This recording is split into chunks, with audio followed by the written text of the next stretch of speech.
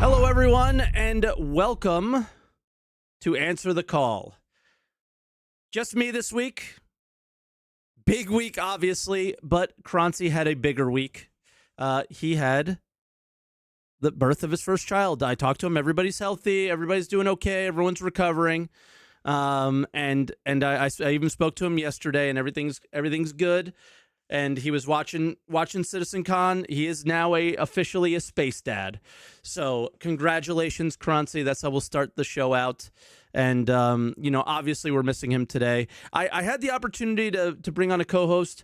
I thought today, from a answer the call perspective, is way more important to hear your voices.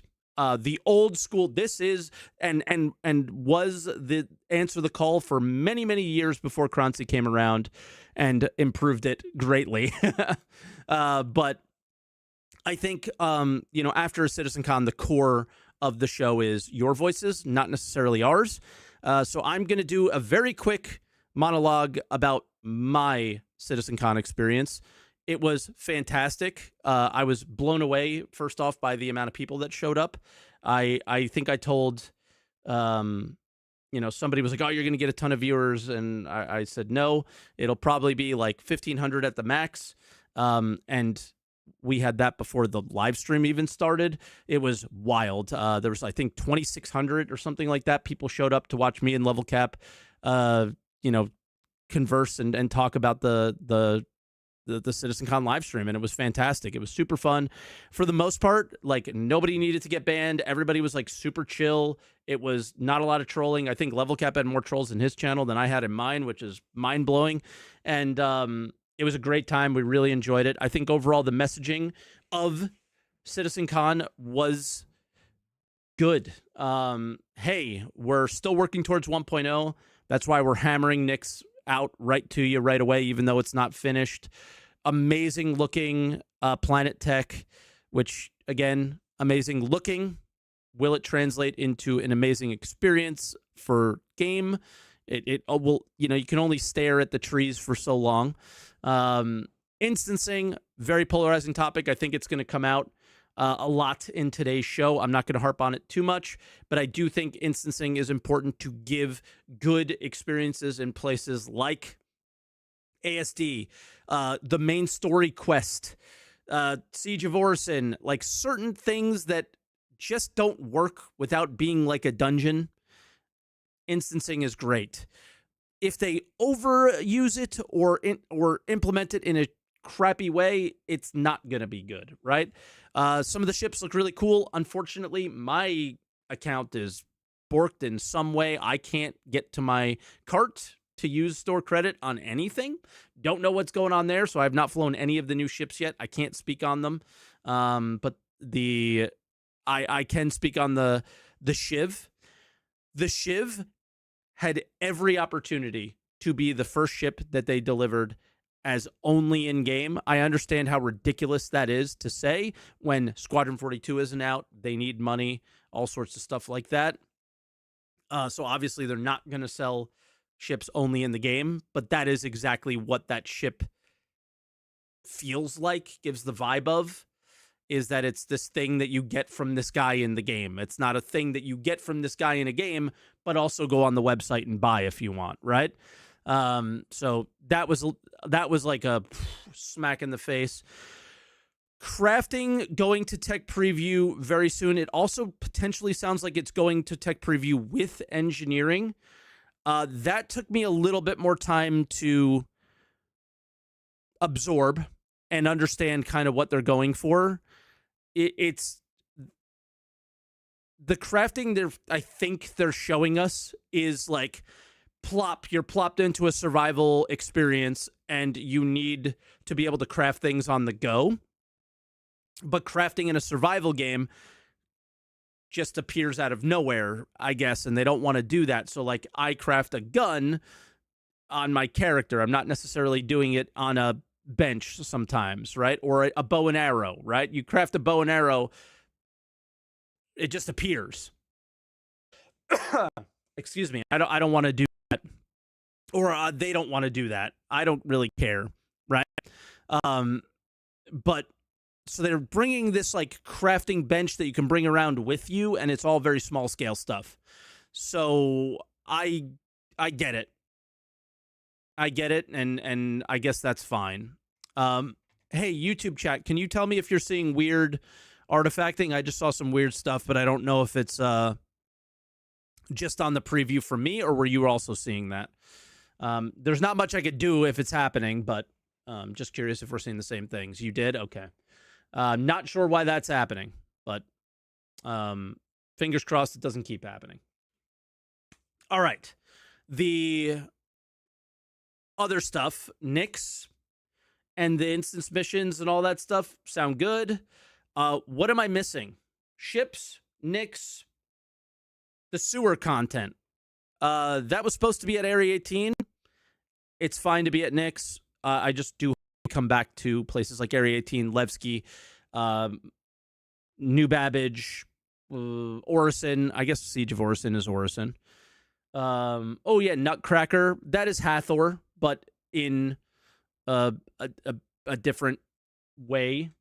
So yeah, I don't know. Let me look at my output settings and see if I could change them. See if that helps. Go to a different ingest server. But I don't know. It's there's definitely some problems with the YouTube video right now. Unfortunately, I can't fix it. I don't know what the heck is happening there. You see if stream settings have changed real quick. Apologize for but I'm on my own here, so there's not much I can do. None of the stream settings look like I can change anything there to make it better, guys. So here's what I'll do for YouTube at the end. I will just cut out my YouTube on my Twitch stream, and I'll repost it on YouTube. So this will go up a little bit late. So for the guys watching live, I apologize for the crappy video. We'll have to do some tests with Croncy later, but I'll get you a good quality thing post stream. Okay. Rockbreaker, it's Hathor, but in space. Awesome. I don't have much more to say on that. I love Hathor. Cool. The tactical strike group mission at the end is another thing that kind of goes along with instancing. It's great because it's instanced and because it won't be affected by anyone else, and you just do the gameplay as intended without these extra things that can just make it so much worse. What we get from those things need to be affected by, I don't know, like piracy and things like that. Like, you can't just do this freely. But yeah, so it's unfortunate, but that they have to go down the instance route. But I think it makes sense for certain things to have like a big fleet PvE battle. How do you make a PvE dungeon-like experience and just make it so people can just get there easily is a bit weird. So that's all I really have on it. Overall, I would have said like 5 out of 10, 6 out of 10, because it wasn't anything like great grand. Like, Citizencon is supposed to be this like great grand big ass thing, and it just isn't and wasn't this time. The paid actors in the background that were devs like being told to clap and stuff was super awkward and weird. The Richard Tyrer like defending instancing because they knew it was going to be a problem is a thing. So yeah, hold on. My IRL friend came in the chat and is talking shit, and the White Knights are defending me from my IRL friend in chat. It's okay. We're friends in real life. He can make fun of me. It's all right. So we have a massive, massive queue today. 1, 2, 3, 4, 5, 6, 7, 8, 9, 10, 11 people right now. We're going to keep you on a time limit. I'm going to get to you guys as quickly as I possibly can, and to as many of you guys as I possibly can. But please also know that I have to get a weekend review out on a Citizencon week. So I'm limited in time today, big time, because I need to get to work on that. So we're going to keep the show at the 2-hour length that we always keep it at. And that'll be that, all right? So first caller is Abe. Abe, we're going to bring Abe in. He is completely muted and deafened right now. So if he doesn't unmute and deafen in that room, I'm not pulling him in. Okay, there we go. He is hearing me. Hello, Abe. Can you hear me? Yeah, I can hear you. Can you hear me? I hear you. Yeah. Thank you. I want to be quick. We have a lot of colors today. Yes. Uh, First, I want to say, look, my first impression, quick reaction. I think the show is good. Not necessarily the plan for the next year. I loved how it's focused, efficient, short, less tiring. That's my first takeaway from it. Yeah. Now, so like if I'm giving a mark for the show itself, I will give it more than 6. I will give it 8. Okay. But yeah, you could be and yeah, and you could be mad about the plan, and that's what most of us like are upset about is Mm-hmm. that we're sticking with the playability year, with the year of playability, year of content. So for me, like personally, I expected, yeah, we had this year as a year of playability, but they might, like balance it maybe next year. Say, oh, we're doing both content, maybe a handful of features. They're still doing features. They said we're gonna do a couple of features, but and that's another thing I liked about this Citizencon is they're making it clear. They're not setting any expectation. Like I would imagine they're like showing concepts of base building, of crafting, and this is coming next year. I don't know, like data running in concept. This is coming next year. I would imagine them doing that, but they did not do that this year, which is Yeah. I'm glad they did not. So they're setting the expectation. It's another year of playability, but we might deliver a couple of features. And like if you notice, the only thing they gave deadline for are content stuff. Like even crafting, they said, "Oh, we're having the tech preview," but they did not say when releasing it. No. They gave a couple of deadlines, but all for content, stuff they might make be sure about if they can deliver or not. So If the that's my funding takeaway. wasn't super high this year, this would not be the direction of 2026. Exactly. Yeah. So Uh, because it was successful in, the metrics that they have, it's just that's what they're going to go, but I so, still don't know yeah, if it I was have a successful question. from a, you know. Yeah, so you don't think it's about Squadron? Like we don't know if it's really about Squadron. This is happening because of Squadron. Nobody's working on features. I mean, do we know if Torsten worked on Squadron? Like we don't know, like if it's because of Squadron. So this is something I'm I not also saying because of really Squadron though. like. Yeah, I'm asking why. Okay. Like, I think that they're going in this direction on content. Well, I think this year was because of Squadron. Next hmm, year may still be like they came out and said it. Hey, we got a lot of people focused on well, no, was it because of Squadron or was it because of the year of playability? The engineers that would normally be needed to make features are needed to fix the ones that we already made. And then they didn't fix a lot of the ones that they already made and focused on every bug fix was mainly focused on fixing the content that was delivered in that PTU. And subsequent patches was fixing Hathor, was fixing Lazarus, was fixing ASD, right? And that is sort of why I'm not very excited for next year is because more of that is part of the rating to me. And but if the funding didn't match or exceed expectations, they would have come up with a different plan. And I think they would have went full hardcore into base building and crafting or something that is more of a heavy hitter, exciting thing to a wider audience as a playtest type experience than that. But I don't know.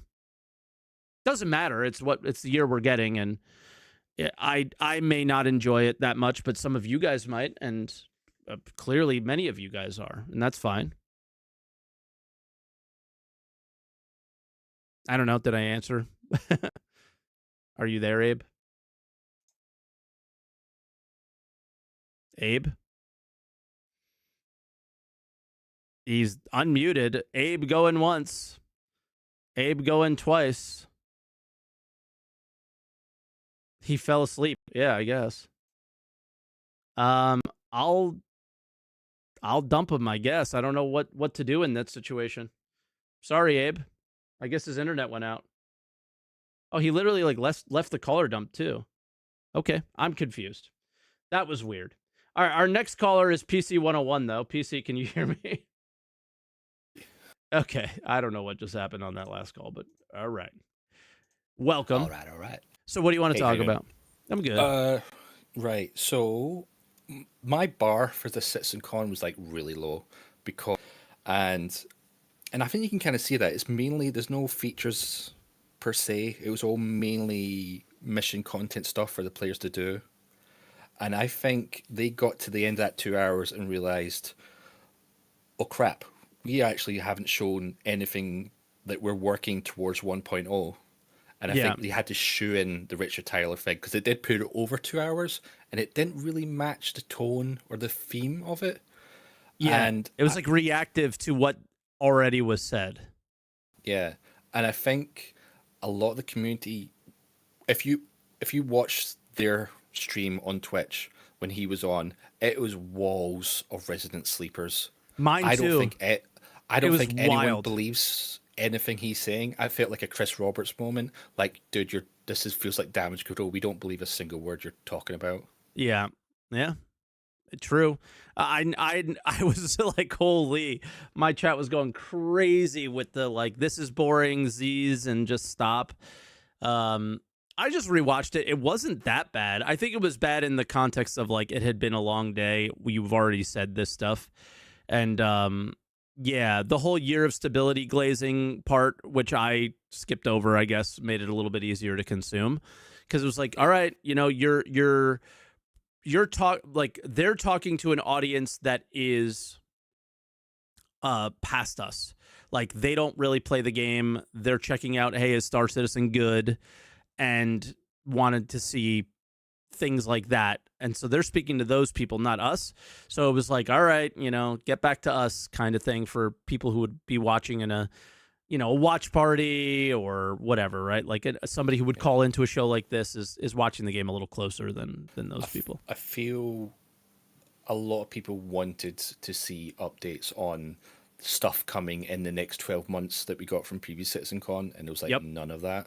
Yep. Which was a little disappointing. Yeah, like the crafting one was very limited, so it was like, ooh, okay.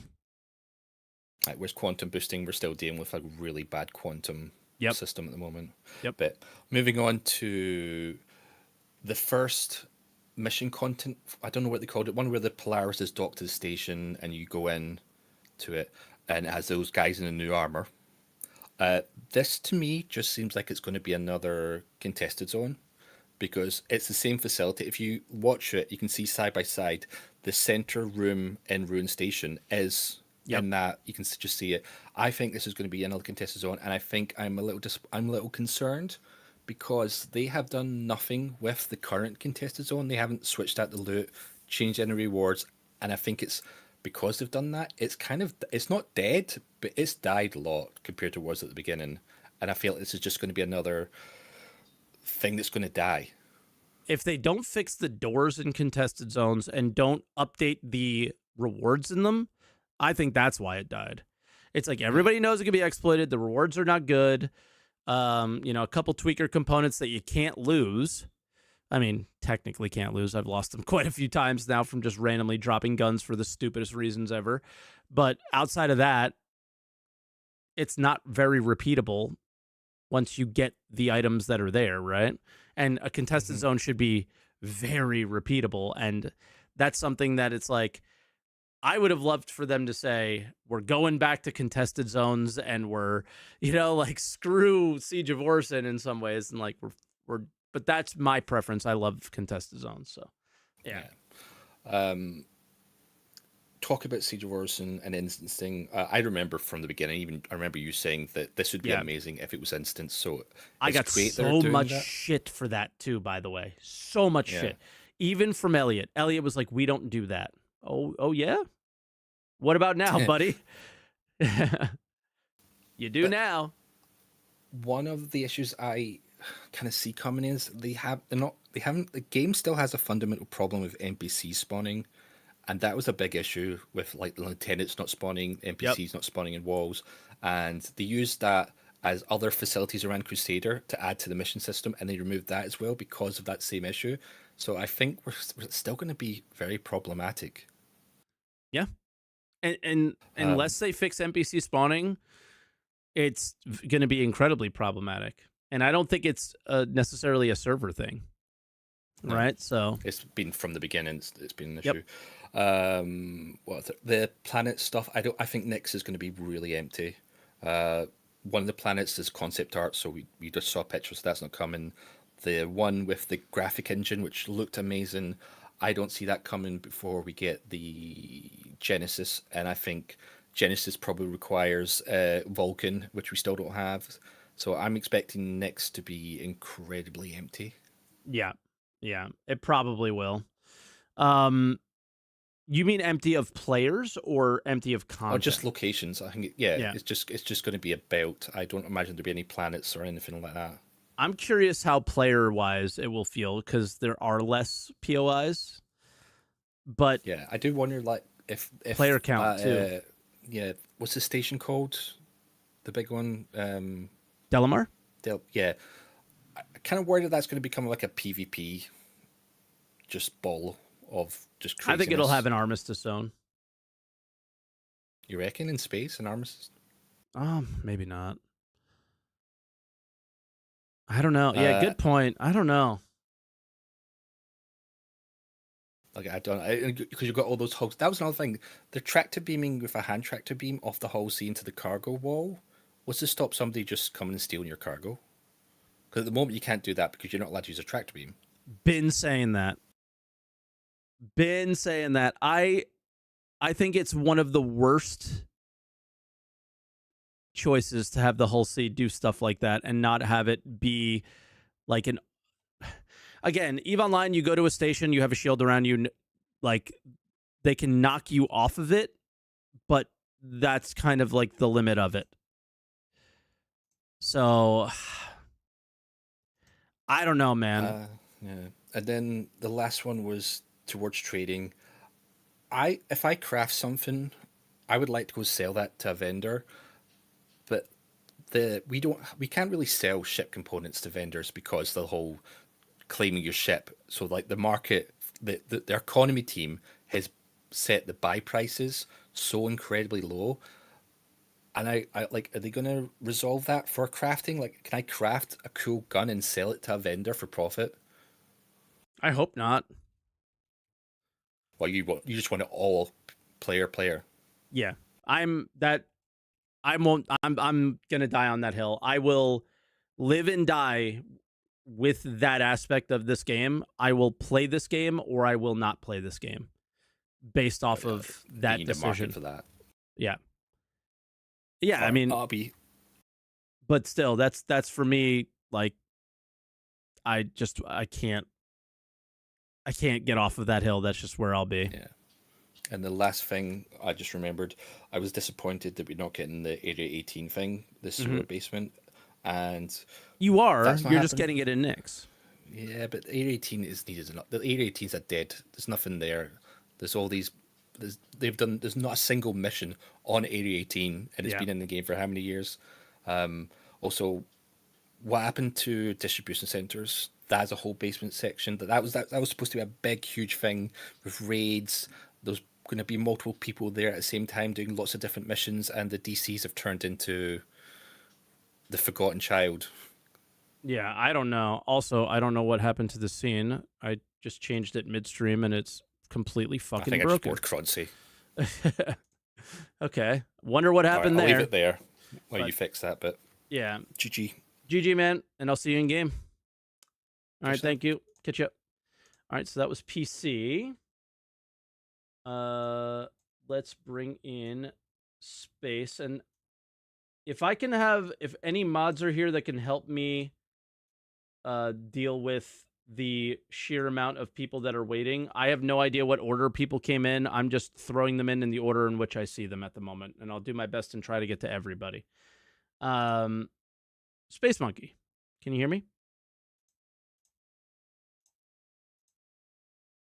Space Monkey,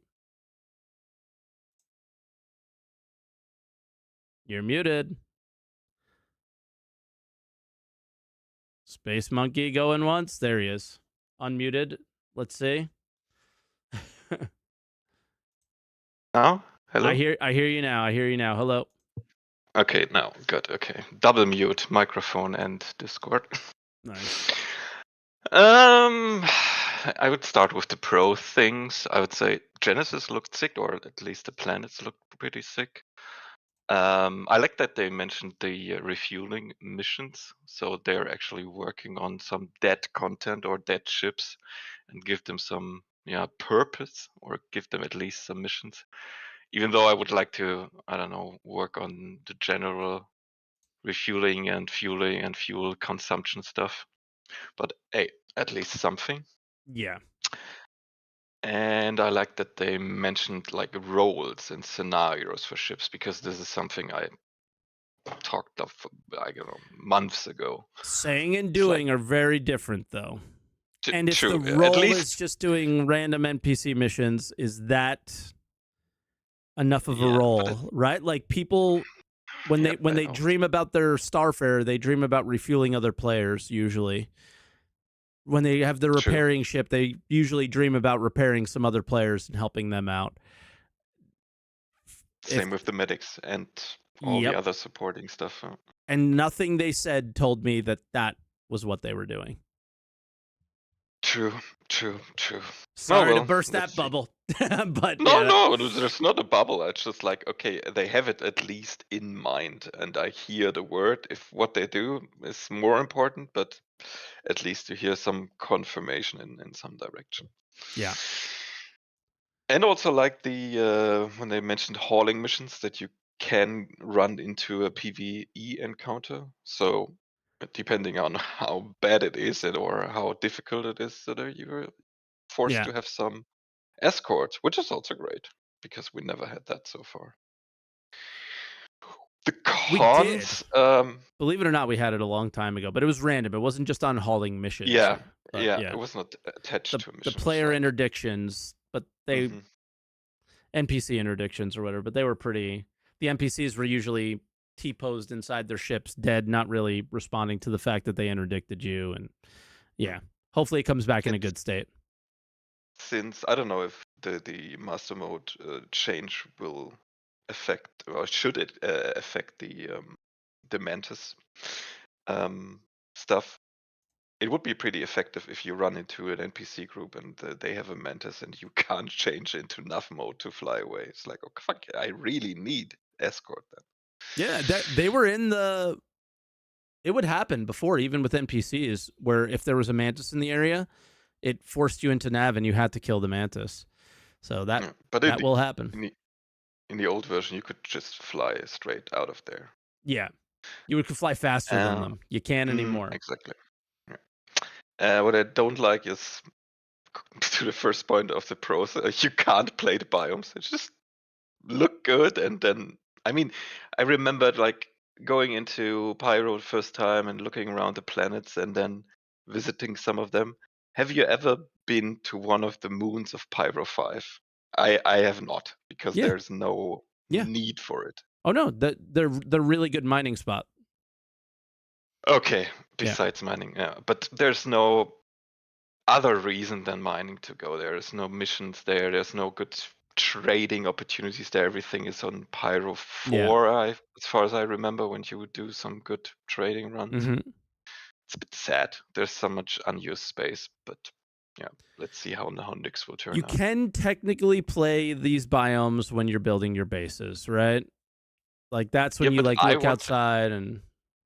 Yeah, I mean, for the really good reason would be there is a faction that is doing something on the moon, and maybe like farming or whatever, mining and so on, and you have like reputation with them, and if you do some missions for them, you go up in your reputation, then you have access to, I don't know, better trading goods that bring more profit, or I don't know, some cool stuff. There are some blueprints for them, so whatsoever. But you don't feel the character. I don't know if it comes back with mission givers for factions, but so far it's like no real motivation to go there.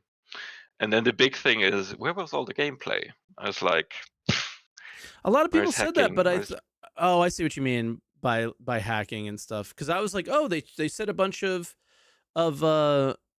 like they showed us a bunch of missions that they wanted to do and stuff. I was like, I thought they showed decent amount of stuff, but okay.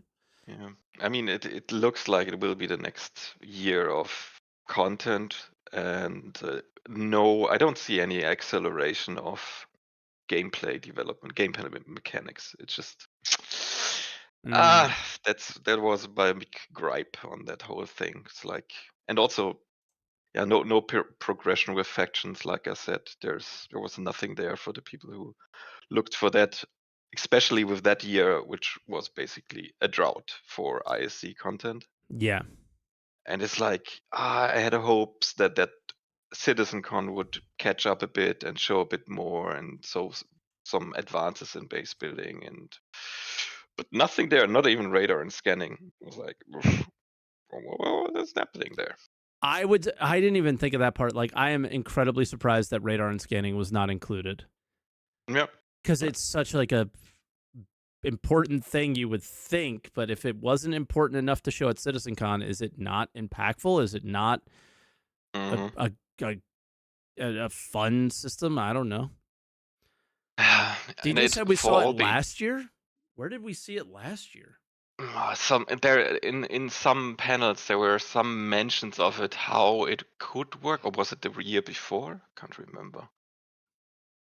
Don't know. The year before that. No FPS scanning, no ship scanning. I don't know. Yeah, nothing there. And for all they mentioned, or all the talk from Richard, it looked like they want to transform it more in the direction of a single player experience, like all the cinematics and stuff, into an MMO. And I don't know. I didn't get the single player vibe, but I got the. Oh, I see what you're saying. Cutscenes, and yeah. But cutscenes are part of WoW. Cutscenes are a part of other MMOs, like when you finish a raid boss and stuff. Yeah, but you know how CIG will do it. They will do it over the top, and it's like looks and story. Story is totally fine, and maybe it's not the time to hope for endgame content, but you don't see any glimpses of a start in that direction. That worries me a bit. Like, when you're going to start, you need some experience. You need some tier 2 to go to tier 1 and collect some experience with it. And if you don't do it now, when will you do it? I don't know. One last thing, one interesting thing. When you remember the rock breaker stuff, and there is like this big hole where the one asteroid was in it, and right beside that, on the same stuff, was also a second smaller hole, and I thought, how would it be to give the SRV some use and let it tow some asteroids in that thing and crack them? That would be pretty cool. That would be nice. But, I'm looking for Rockbreaker on the thing. I don't even know where it ended up. Was that at the end? Oh no, it was. Where was Rockbreaker? Oh God, was it? I think it was somewhere a bit before or after the ships. Fuck, I can't remember. Sorry. Yeah, me neither. I was just like, okay, cool, Hathor in space, nice. Yeah, I would give it a 5 out of 10 if you want to have a rating at the end. Yeah, it just they blew your socks off at the last couple ones, so it's kind of hard to. Yeah, there was a lot of talking as well. It's like talk. Yeah, I think the first hour could have been avoided, condensed into 30 minutes. The lore was too much. Yeah. It's like, I don't need to know the past, what happened so far. I mean, it's all on the website. If you want to know the lore, it's on the website. Go check it out, guys, or go watch Astro. And 1,000 YouTube videos before that. Exactly. All right, then I will hop off. All right, Space. Be good, brother. You too. Bye. Bye bye. Wrong Discord. There we go. All right, our next caller is Zane. Zane, if you can hear me, unmute your mic. Yeah, can you hear me? I do. Hello. Cool. So doing pretty good. The copium tanks could be fuller, Yeah, what but percentage yeah, fuller is your copium tank today? Like half? I don't know, maybe 20%. All They were right. almost empty before though, so there is that. There is that. So if I had to give a vote to the Citizencon, I'd say for now 6 out of 10, and I'd Okay. be willing to go up to 7 if at the end of the year, like next year, we actually get this stuff in game, because ultimately that is what matters the most. Mm. Like I would have given the 2023 Citizencon 8 or 9, but like looking back at it, it was a complete waste of time because most of that stuff never like meaningfully materialized in game. Yeah. So yeah, it was like a pretty standard Citizencon, but compressed with like the good and the bad part, like all the Jared yapping. Yeah, like I And thought we were gonna avoid the Jared yapping, and we still got it. Like he had to do it, dude. yeah, I was one of those guys in chat saying, "Hey guys, it's been already 30 minutes. We don't have much time left. Come on, move on." Yeah. Because of this, like other Citizencon are usually a day, 2 days, so it's Yeah, like it's fine to okay. stall a It's a good bit. break. I go to the bathroom at that time, right? Like all of this Yep. was totally cool at the normal Citizen Cons. It made no sense at this. And then the weird, like you could just tell that this was so awkward. I don't know, like you can see my scene in like I'm sharing my camera. Yep. Like this scene where they were like fake having a conversation, it was just like, what the fuck is going on here? This is so LA. It's like you're not in LA. You're making a fucking video game. Just stop. I don't know. Yeah, It's and so like we're nitpicking, but it's also just like if they get the feedback from us through this, it was like, can you please just focus on the fucking game, like ever, like without this extra layer and showing your opulence and wealth to nobody who cares. It's just very weird. Yep, and like some of the lower parts, I think like we're gonna get them anyway in some patch watch, ISC, whatever. So why not just keep them and focus on the gameplay? Maybe just mention them a bit, but like not spend 10 minutes talking about life skill or stuff like that. Yeah. Like for me though, the highlight of the presentation was the Planet Tech portion. I Okay. know it's mostly like graphic stuff, and generally I don't care about that, but it's more of like a personal thing for me because the demo that conned me into buying this game was the 2016 demo they did Yep. at Citizencon The Planet Tech with one. the Desert Planet. Yeah, exactly. I think it was like 1.5 because technically the one was the Delamar demo they first showed at Gamescom. Yeah, I and was it there looked like live. really good. That was wild. Yeah, I know. Yeah, and it looked like really good. And I always felt the one we got into the game when they went live with 3.0 was never as good as that. Yeah. And part of the reason was they moved from this like fully procedural approach to creating these chunks, these tiles in a Houdini or some program, and then painting them over the planet.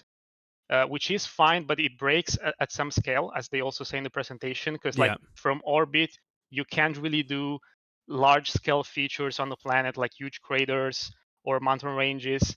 And up close, the tiles lack the height map definition. So it's always kind of rounded. And I feel like currently the planets we have are either some hills or mountain looking things. And planes, essentially, with maybe some bumps, because there is lack of that definition. So for me, that was like a validation. Oh my God, CIG finally got this. I mean, we're Star Citizen. At least in the graphic department, we have to excel. And yeah, at least we got that. But I was expecting at least to show some of like the stuff we saw last year with the clusters of point of interest spread around the planet, which is also important because Yep. at least we have some content, like it feels Stark more attacked. alive. Yeah, exactly.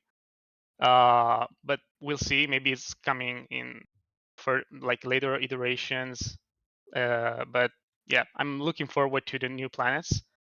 Normally now I would talk about the crafting inventory part of the presentation, but it seems it's coming soonish, at least in the tech preview. Yeah.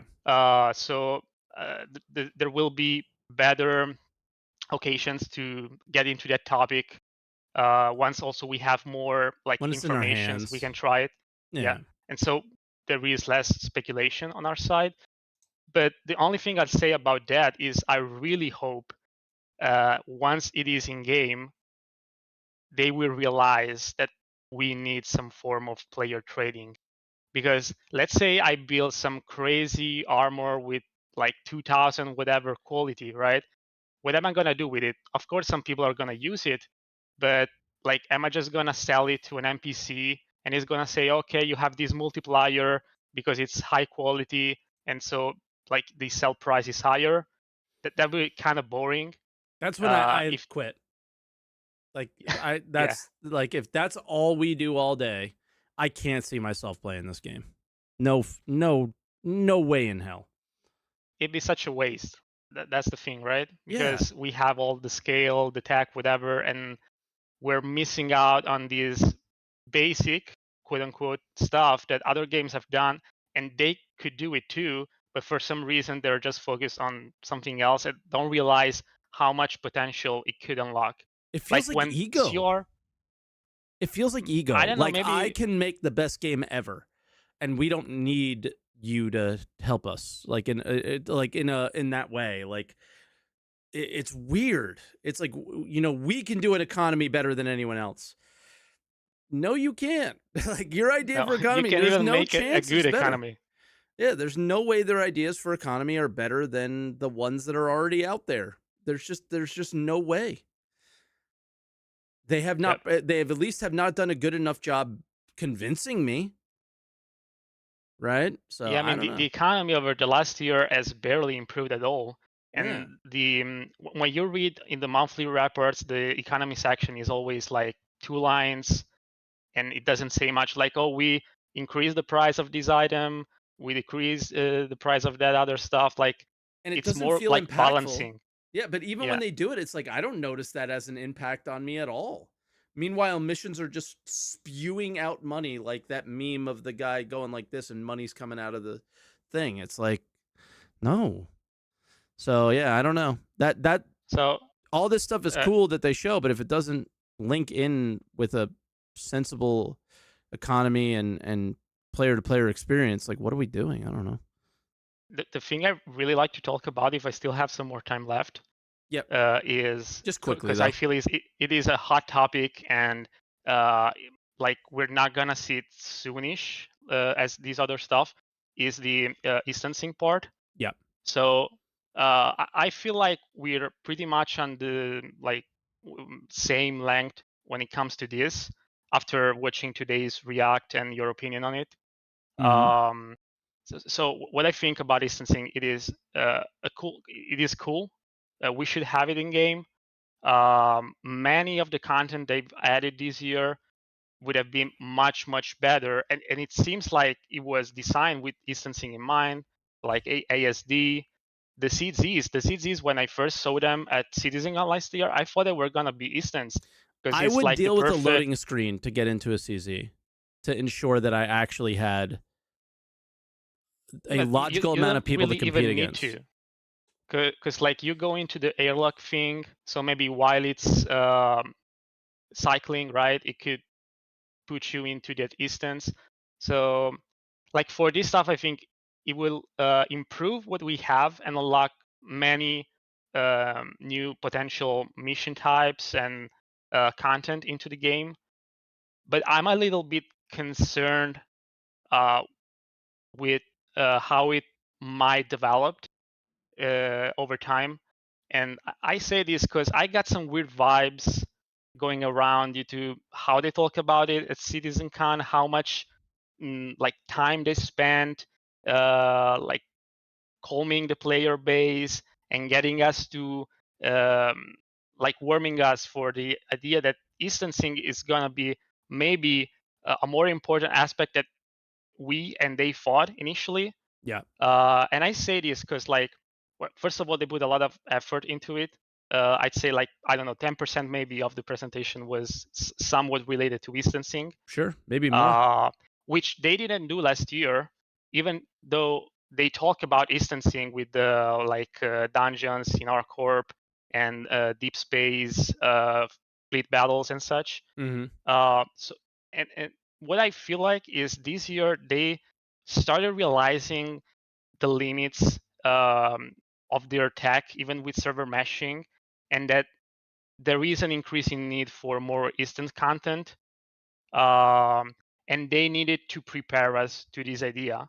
And why I'm saying this is because in the last SCL Benoit did, which is like 1 month ago, he briefly spoke about it, but it seemed like instancing was this far off thing, a little bit or kind of around dynamic server meshing. Yeah, so like maybe a after year. it. Yeah. Yeah. And now it seems it's much closer, question mark. Yeah. So perhaps like they changed their mind, but it was like a month and Citizencon was pre-recorded.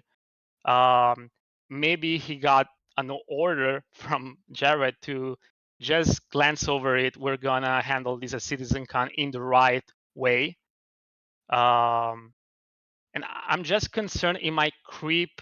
It might be introduced first as I described, and then it might start creeping more and more into the overall game to fix like some of the performance issue. Yep. Once you have many players, and also some of the game design issues they have, for instance, with landing zones, because even like the Levski interior we saw, it's almost the same as the one we had with like maybe the cargo section and some stuff has changed, but the bar and many of the areas seem almost unchanged.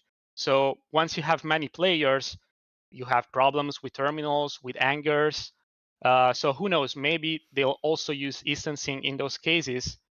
And Rich Tyrer introduced the idea that because before instancing was more about these dungeons. So you go into an elevator, into an airlock, or maybe you QT and you enter the instance. But they started introducing the idea, no, it may be also in the open world because you go into a bar where we envision only 20 people being there because you have to interact with NPCs. And I'm just, first of all, a bit worried that it might break the social experience of the game because, like, right now, you join a server, your mate comes online, hey, let's meet up here, and it just goes there, and you then do whatever you want to do. But with the instancing part, maybe they could like use some logic of, okay, you're in the same group, so you automatically join the same instance. But then what happens if like my group is really big or once orgs come online, so like my org is hundreds of Consuming people, instances and Yeah. not having any competition. Like there are exactly, downsides to this. exactly. Yeah, but So I gotta leave you and there though. considering I gotta leave you there. this is CIG. So Okay. do your final thought. Do your final thought. I'm just a bit worried about instancing considering this is CIG. Yep. And I wanted to congratulate you on yesterday's stream. Thank you. It's always a great experience. Makes the Citizencon much more enjoyable, and Thank UL you. level have really good chemistry. Yeah, I really like him. Yeah, I really hopefully like him. you'll He's a keep good guy. doing this. I hope so too. We'll see. Because he was like, I don't really like the really long ones. So if they go back to the really long ones, I don't know if he'll do it anymore. But I enjoy the tradition. It's good. It's good. It's been really fun. But all right, Zane, I wish we could talk longer, honestly, because I'm enjoying it. I was just taking it in and listening. But the queue is long, so I got to let you go. I know. All right, Thanks brother. for having me on. Bye bye. Talk to you soon. Bye. Our next caller is Sid the Squid. I'm just going to change Zane's name to Sid the Squid on the fly. I am here. Welcome. Awesome. Sucks being the fifth caller because everything else has already been talked about pretty much. But Yeah, but you're I guess you. that's true. I have my opinion. Yeah. So yeah, well, speaking of that, I hate to be the most negative person here, but I would say that's either You're not. a three or 4 out of Okay. 10 for me. I went in with really low standards, and I was still kind of let down by it. I will say I did think the length of it was good. I just wish they utilized it better. Yeah. If obviously 30 minutes of lore, and then of course they have to have the ship sail, which I understand, but it's still when you have such little content, doing 20 minutes of the show being a ship sail sucks. Yeah. I understand that people are complaining about like Jared talking through it and stuff, but I don't like even if he didn't talk, it would just be an hour and 45 minutes instead of 2 hours because they have what they want to show and they'll show it. He's not taking the time away from anything else because they only show what they want to show. Yeah. If they want it to be 3 hours, I just it'd be don't 3 want to hours. consume it. It's just like, ugh, you're right though. I'm just like, whatever. If Yeah. I could skip through it, I would skip through it. Like if it was just a YouTube video, I would be like, all right, fast forward, right? Like I was that's doing on understandable. today's stream, but because it was live, you're forced to consume it, and I didn't want to. That's fair. It's like getting, you know how like your streaming services are starting to give you commercials now, some of them? Yes. It's like that. It's like we didn't 100%. used to have it. I don't want to have it, but now I have to have it. This sucks. Mike, don't give me ideas when I start charging for Citizencon.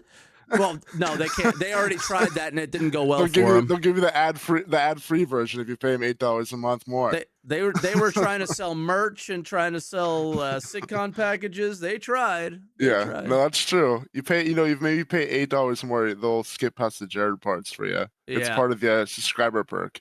Yeah. Okay. Then maybe the subscriber perk will be worth it, right? Yeah. I guess I just have a good and bad list here. Okay. I think the instant scene is good. I've played MMO since I was 12. Yep. So it's like every MMO I've ever played. They have it in some way, right? Yeah, not necessarily in the way they're going to do it, but yeah. The main concern I have with it is just the seamlessness. It's hard to do right. I know in WoW, like the second you walk out of instance, you're just ganked by players sweaty on the outside. Yep. So I don't know how they can really get around that without it making it unseamless. Another pro is the Genesis. Obviously, everyone talked about that. Yep. But I'm worried. I mean, I'm not worried, but I don't. At this point, I don't care about graphics. Like, it's good looking enough to me. Yeah. They're like brief moments where you're like, all right, man, that looks sick. But like, all right, back to the game, Yeah. And then you're like, well, what game is there? Yeah. The bad, obviously, there was no hacking. It's just a list of things what I feel like they could have shown to fill the time a little bit. Yep. No bounty hunting V2. I mean, that's been, forever. Yeah. Like law and security, like how's that going to work? Which the biggest one for me is, the flight model. Obviously, we're 13 years into this, and we still don't know how our ships are going to fly. And it's hard to think how they can start balancing everything if they have to balance around a flight model that's still not finalized. Especially when Squadron's supposedly coming out next year, and if the flight model's not done in multiplayer, it's probably not done in the single player. Maybe there are different flight models between games. I mean, that's possible. Yeah. But Maelstrom, we haven't seen anything with that since 2023. Last year they shut off all the starware and the different like stats, not stats, but like The stats though, they were they're like but again, no updates on that. Star Architect, org tools. I would like to see item recovery T1 if they could touch on that a bit. I know they have a written post, but I still think that every armor bought in the store should be a skin. I just don't see the need to have to like work around and make a item recovery when you should just be able to apply an armor skin to any armor. yeah. Like transmogging is a huge thing in WoW and pretty much every other Game game with sense. armor at this point. Yeah. yeah. Still no idea what exploration is going to be besides gathering resources. And then there's also, very basic stuff like player-to-player trading. And man, I'm just going off all this negative stuff, but it's just That's what it is. I've been a backer since 2013, and it's just like, everyone's getting older. It's Yeah, like, what are we and we're doing still here? showing pretty planets. Like, Yeah, and it's like, and it's like the basic things with the flight model. How do we not have that? Yeah. Like, what? Yeah. And then one of the quotes that kind of made me laugh. I know and this is a good strategy from them, but basically they're like, oh yeah, next month. So that's kind of like the front line where everyone doesn't, if they don't really look deeper than that, they go, oh wow, then you have a new system coming, but really, it's really just another Grim Hex. Like it's okay, and like maybe the asteroid belt around it, but and then I one mean, of the that's quotes why from I keep like people are, oh, we need new system. Like you're like it's everything is going to be insert color Stanton. Insert yes, color, exactly. like Yep. the canvas that a system is just that. It's the canvas. It's what they paint on it. So then that's why they went right away into like, this is where your Vandal raids will be, but maybe that wasn't good enough. So we need to create this new faction, and this is where those other guns that we know you really wanted were, but we didn't want to deliver to Pyro because we didn't have enough content for Nyx. So like, I don't know. It's like the canvas is very plain, and no matter how pretty it is, it is. Yeah, one of the quotes from the show, it's unlike the fully ready and fleshed out Pyro, the system Nyx will not be complete at launch. It's like, I'm sorry, when is Pyro fleshed out? Yeah. Like you have, interior and Stanton you got fleshed out. Yeah, exactly. Yeah. But I remember back when they're like, oh, Pyro's coming out in 2020, and it comes out, 4 years late. They have 4 additional years of development time, and it finally comes out, and like the interiors, outposts, and caves are all copy and pasted. Yep. So it's like you had 4 extra years. How did you guys think this was going to be ready in 2020 when we received it in 2024 with how it is? Like, because they don't know until they start trying to do it, and then they keep saying what their intentions are. But yeah. So, all right, be quick, because I'm looking at this list and I want to get through them. So I'm going to start cutting people off earlier. That's fine. I totally understand. Croncy's usually the bad guy here, and he's like, "All right, time to go." And I can't. I'm not being the bad guy today, so I got. No, absolutely. I totally get it. I want other people to talk. Yeah, no problem, Sid. But no, you can do it. Like, I'm not cutting you off. Final thoughts, and we'll let you go. I just want my Pyro Solar flares, man. Make it different. All right. Yeah. Rock and roll then. All right. See you. All right, Sid. Be good, buddy. You too. Bye now. All right, next caller, Zolo. Zolo, can you hear me, man? I can. All right, what's up, man? I got a concrete list, so I'll try to be swift so that we can get to other people. Sounds good. What do you want to talk about? My rating for this sitcom is subpar at best, 4 out of 10. Okay. If I had to sum it up, it'd be like going to the grocery store and buying a bag of chips only for it to be like 70% air. I'd have to sum it up with this, what we're watching right now. This was my favorite part. Yeah, I love just spending resources to mocap Jared just for a bit that nobody was interested in. I wasn't even listening.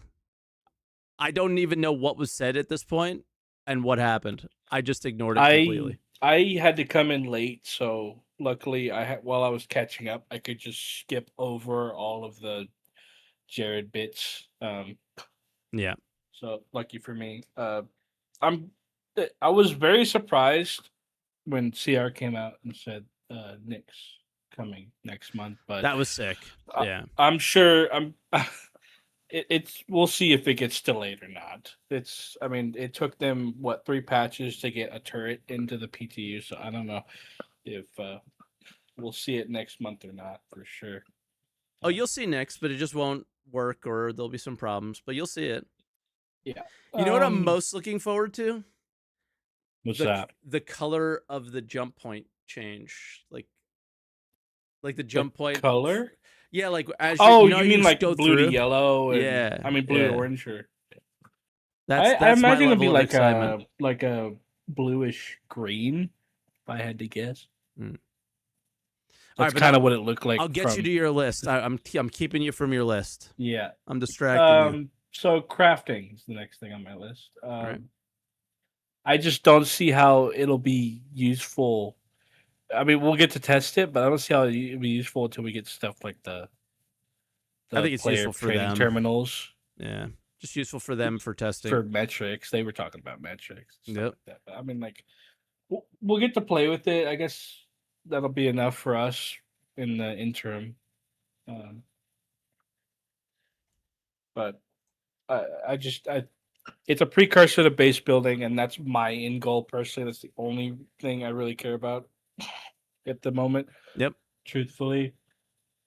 And to go back to what PC said earlier in the show, I wanted to kind of extend on. I think the planet for Nyx, I don't know what it's called. I forgot the name, but I think we have an idea of how they build planets from kind of a couple other Citizencons. I think they could take the Genesis tech and like craft the cliffs and the valleys and stuff that they showed off it during the Citizencon and kind of leave out the rest of it. So we might see the planet. It just won't have everything, all the fancy dynamic stuff, because it's kind of banking on the whole GPU asset propagation stuff for all the rest of that stuff. So the grass might not look pretty, and we won't have the fancy tiling stuff and all that. So Okay. hopefully we get the planet. I hope it's just not a barren system without the planet that they showed off. What I don't understand is Nyx is an asteroid and that's its main city, yet you have this beautiful planet that nobody lives on. What's the deal with that? It has makes grass. no sense. It literally has grass and they're not living on it. I'm lost. It's kind of confusing, but I hope we see it. I hope it's just not Levski and that's it.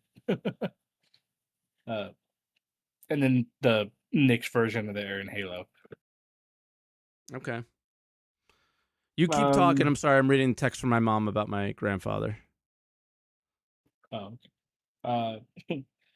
But just keep going on with Citizencon and my thoughts and opinions.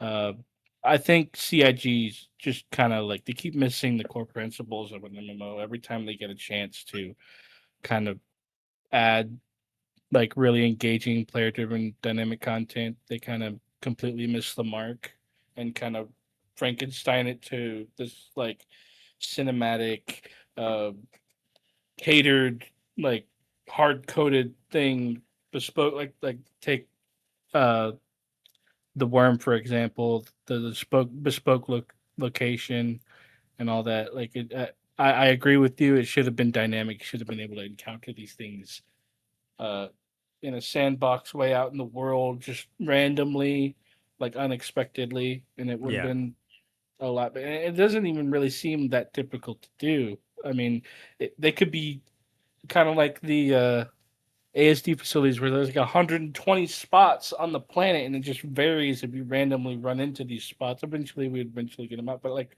for the most part, nobody would really know where those are. And I think since I'm a pirate, I'm gonna obviously rant about that. I think another example is hauling pays way too much, and they could have really made commodity trading really cool and the center focus for haulers instead of giving them 700,000 AUEC per whole sea mission. How about these new missions with Hull C? What are they going to be? 1.5 mil? Probably these new. You talking about the interstellar ones where you have to go through the jump gates and stuff like that? Yeah, yeah. I think they missed the mark on that one too. We'll see. Right. Like The only hauling thing- is hauling. Like it's not supposed to be interesting. It's just the payouts are so weird. I just wish we were hauling for other people, not for NPCs. Yeah. I got two things left on my list because I do want to get Okay. the other callers in here. Instancing, it seems kind of like if the ASD facilities were instance, people would just camp outside of them and kill people as they left. Unless Yep. they give some way for people to depot their stuff within the facility. That way, when they leave, they can retrieve it back at their home station, which that doesn't seem fair, really. That makes no sense. Yeah. Yeah. Like it seems like they're trying to solve a problem with a half-planned solution, Classic. and it just doesn't make a whole lot of sense to me. And the last thing I have is just a little tidbit. The new turrets. I really hope they replace Armistice Sons with those, and to just allow people to. Oh, those giant laser turrets at the end that were destroying like big ass ships. You shoot somebody in a landing zone, you just get one tap by by a massive laser bolt. And Yep. The last thing I have is the new ships. I mean, they're not going to stop selling ships. We can always count on that. So. Yep. The Paladin is a decent ship, I guess. That's the only one I've had a chance to try out in the PTU so far. A lot of my friends are having issues getting the Stinger to even show up. So I'm not even don't able to have buy anything. anything. Just constantly getting errors. I can't get to my cart. I couldn't copy my account for like 4 hours after Citizencon because everybody was trying to get into the PTU. Yep. But that's all I have. I want other people to get in here. I'm going to end it here. All right, brother. Those are my thoughts. I really hope we don't get another year of narrative. I want at least a balance, please. That's all I want. Yeah, we'll see. But that's We'll it. see. You All right. you have a good one. You too, Zola. We'll see you in Discord, man. Be good. All right. Next caller is Warbot Nix. Start moving everybody real quick. No, take your time. All right, there we go. What's up, man? What do you want to talk Hey, how's about? it? Well, since they mentioned crafting, I came out of the woodwork. Yeah. Very, very brief mention, but a mention. Yeah, it looks like it's just here's the starting point we're gonna go with, and I guess it is kind of cool that you can put that on any ship that has a cargo grid, so you can craft on the go, which is not a terrible idea.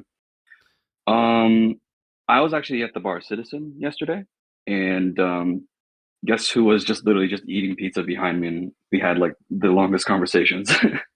Who? Ben Curtis and John Crew. Oh, cool. So you're just talking spaceships then? Yeah, well, actually, no. Ben, we talked about other things. He's a really cool guy. He seems everyone cool. who is just, yeah, he's cool. John, of course, like a lot of people go up to him to talk about ships, and I do hear about his plan, his like sort of like mental, I guess, organization on where things are. But yeah, the one thing I did take away though, like John did mention that he was using these events he goes to sort of like gauge where if the Orion should stay RSI or it should not. If the Orion should stay RSI or not? Interesting. Mm-hmm. Okay, Yeah. so they're actually thinking about the Orion? Yeah, so Mining I did content hear things... coming, thinking about the Orion. Nick's focused on Orion. Interesting. Yeah, so he was talking to the guy next to me. And I did hear a bit of the conversation where he was thinking about like how he would go about doing the interior of the Orion, and then like limiting like, no, this will just be just to see how to make it, a little bit more efficient. So it was quite interesting to hear that that's what he was thinking about. I did ask both of them about the Arastra, and it does appear that like they really just need to wait for refining to come in for that to do anything. Okay. Let's see. I also I was actually Execute from Inforunners texted me like, can you ask them where the frick silhouettes are? And Ben said like, well, Jared didn't ask them for it, so What? that's why they're. Yeah. Okay. Yeah. So that was like So Jared's choice to not show. I mean, well, whatever. They're ships. We'll see them when we see them. So maybe that's his yeah, decision behind that. but also Ben did point out like we also haven't finished all the ships from the last silhouette, so I'm like, all right, fair enough. Oh, okay. Sorry, I misunderstood. I thought you meant from the last silhouette. Now, I mean, like, so they just didn't want to do the silhouette thing again. Yeah. That is a weird omission when you think about it, because that's something that we get really excited about every year. We all look at the silhouettes. Mhm. Which one is that? Which one? It was a fun part of the experience for us. I'm surprised. I think it shows at times maybe how disconnected from the community Jared actually is, and he kind of just does his thing. Yeah. And for just as a from content creator to content creator, it's probably a mental health, like, just I do my thing, I don't read the comments, and I just do my thing. And maybe he missed that one, and that's understandable, right? Yeah. Maybe we see it at Yeah. IAE. I do hope so. Ben didn't rule it out completely. He was Yeah. like, yeah, he also found it weird too, but he's not too sure if they're going to do a silhouette before the end of the year or not. So don't take it as a promise or anything. I'm not, but they should. We like it. Yeah. So the best place to do it would be at the IAE SCL. So, and then like overall though, the overall sentiment in the Bar Citizen in DC was very positive overall. So of course, if you're going to a Bar Citizen, you're not gonna start screaming and rioting. But I also had Discord and Twitter up. I'm like, all right, oh God. Yeah, that's where people say their actual opinions. Yeah, so people as soon as I saw more. Yeah. Now I did was listening to your previous caller. The one thing I don't know how they're going to be able to stop the camping of FPS instancing, but the space instancing is actually they actually describe how they're going to do it. So we warp to a location and then it'll pass and then we sort of like seamlessly go into an instance zone.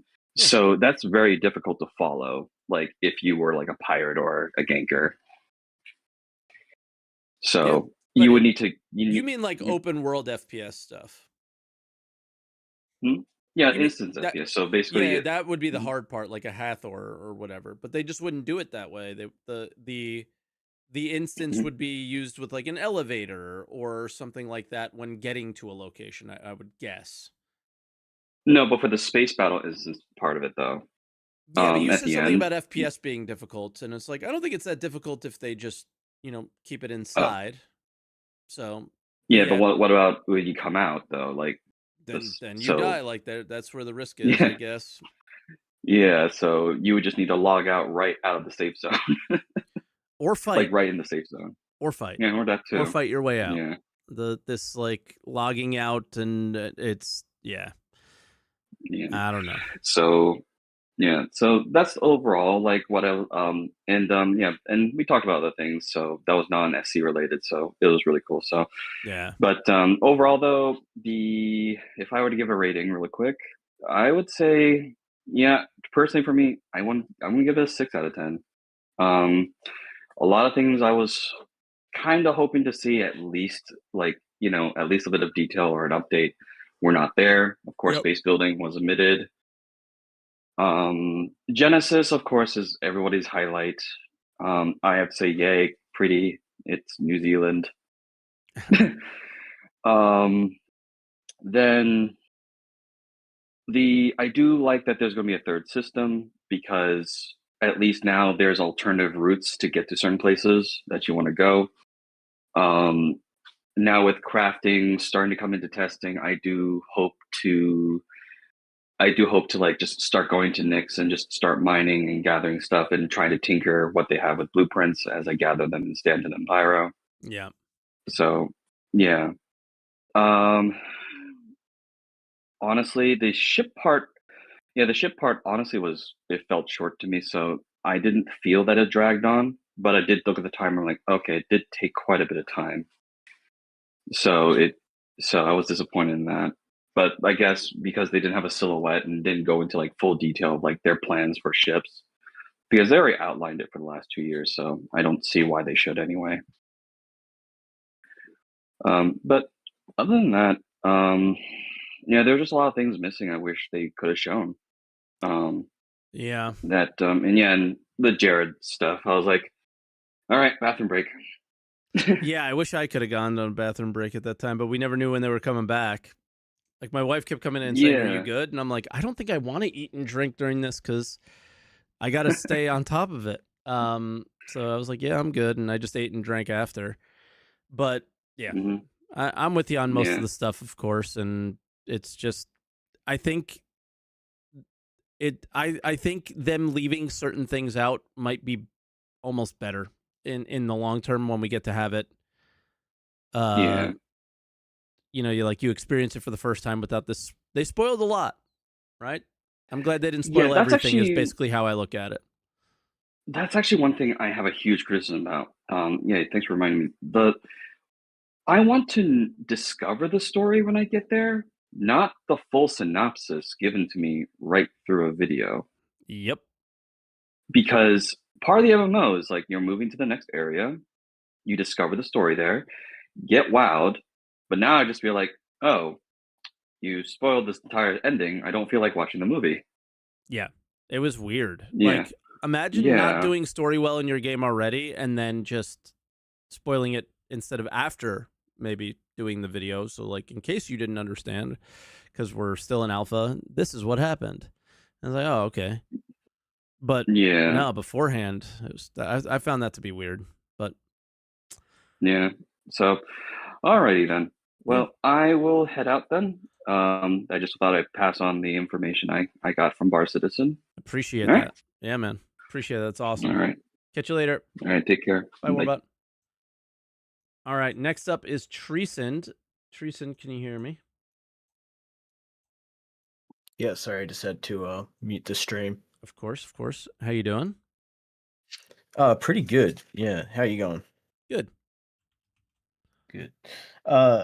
So I kind of everything I was thinking about's kind of been touched on at least a bit. Of course. But the thing I really wanted, I had a different opinion on the crafting than you. Okay. So when they showed off the crafting like container things, I was more looking at it like, okay, they're showing us like a portable version of the crafting system. Yeah, so I reacted to it this morning. So you're going off my reaction at Citizencon when it was live, right? Yeah. Okay, we're in agreement. Just to be clear, I just needed to watch it again and think through it. I didn't have time to think through it. I didn't want to talk over too much. So when I had an opportunity to pause, you'll see it go up on the TV channel. I guess my reaction to it. It's a little bit better. But go ahead. We're going to be in agreement, though, I think. Yeah, I was just thinking, like, okay, well, there's going to be, like, quote-unquote, like, sandbox situations where maybe being able to craft a component or craft ammo or something like that, or, like, anything, like, could give you an advantage over a team that didn't prepare something like that. Yep. So you can... If we can put mixed crates into this thing, so if we can fill it with materials and then load 2 crates of like a variable craftable recipe materials into that, and then bring recipes with you, you can be ready to go at like the drop of a hat if something happens, kind of thing. I Obviously, looked at the start, there's I- no.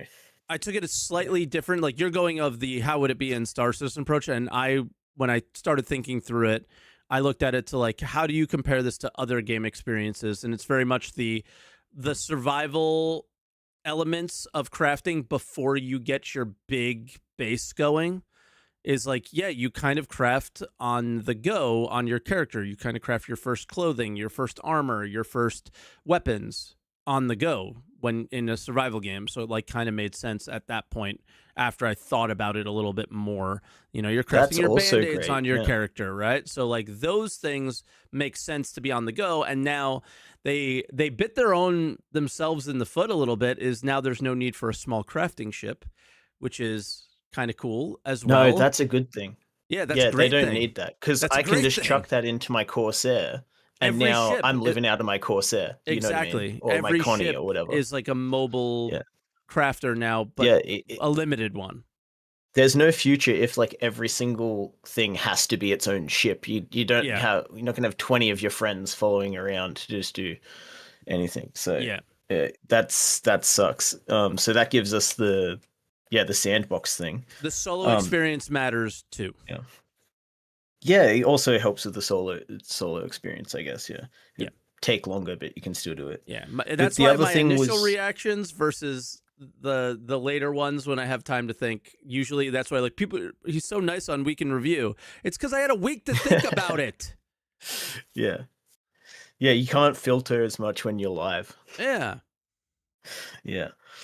No, I also like lots of people seem like kind of all over the place with like the quantum travel instance thing.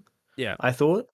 And I thought that just seems good because in my brain, the best like long distance travel I've had in any space game is Elite Dangerous, where you like frame shift up into like Yep. another version of the system. Mm-hmm. And you can see all the points of interest, and you can see other people as just little specks zooming around. They're just like a dot of light zooming around.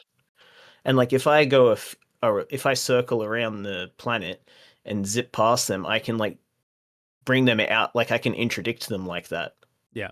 In there, but like if I'm going, you're not catching me. I'm gonna zoom straight into like that place and drop out of like my frame shift, and like I'm like, please tell me this is like a step towards controlling the ship in quantum. Please, because like quantum is I hope so slow and so boring, and if they do that, quantum will be so much faster.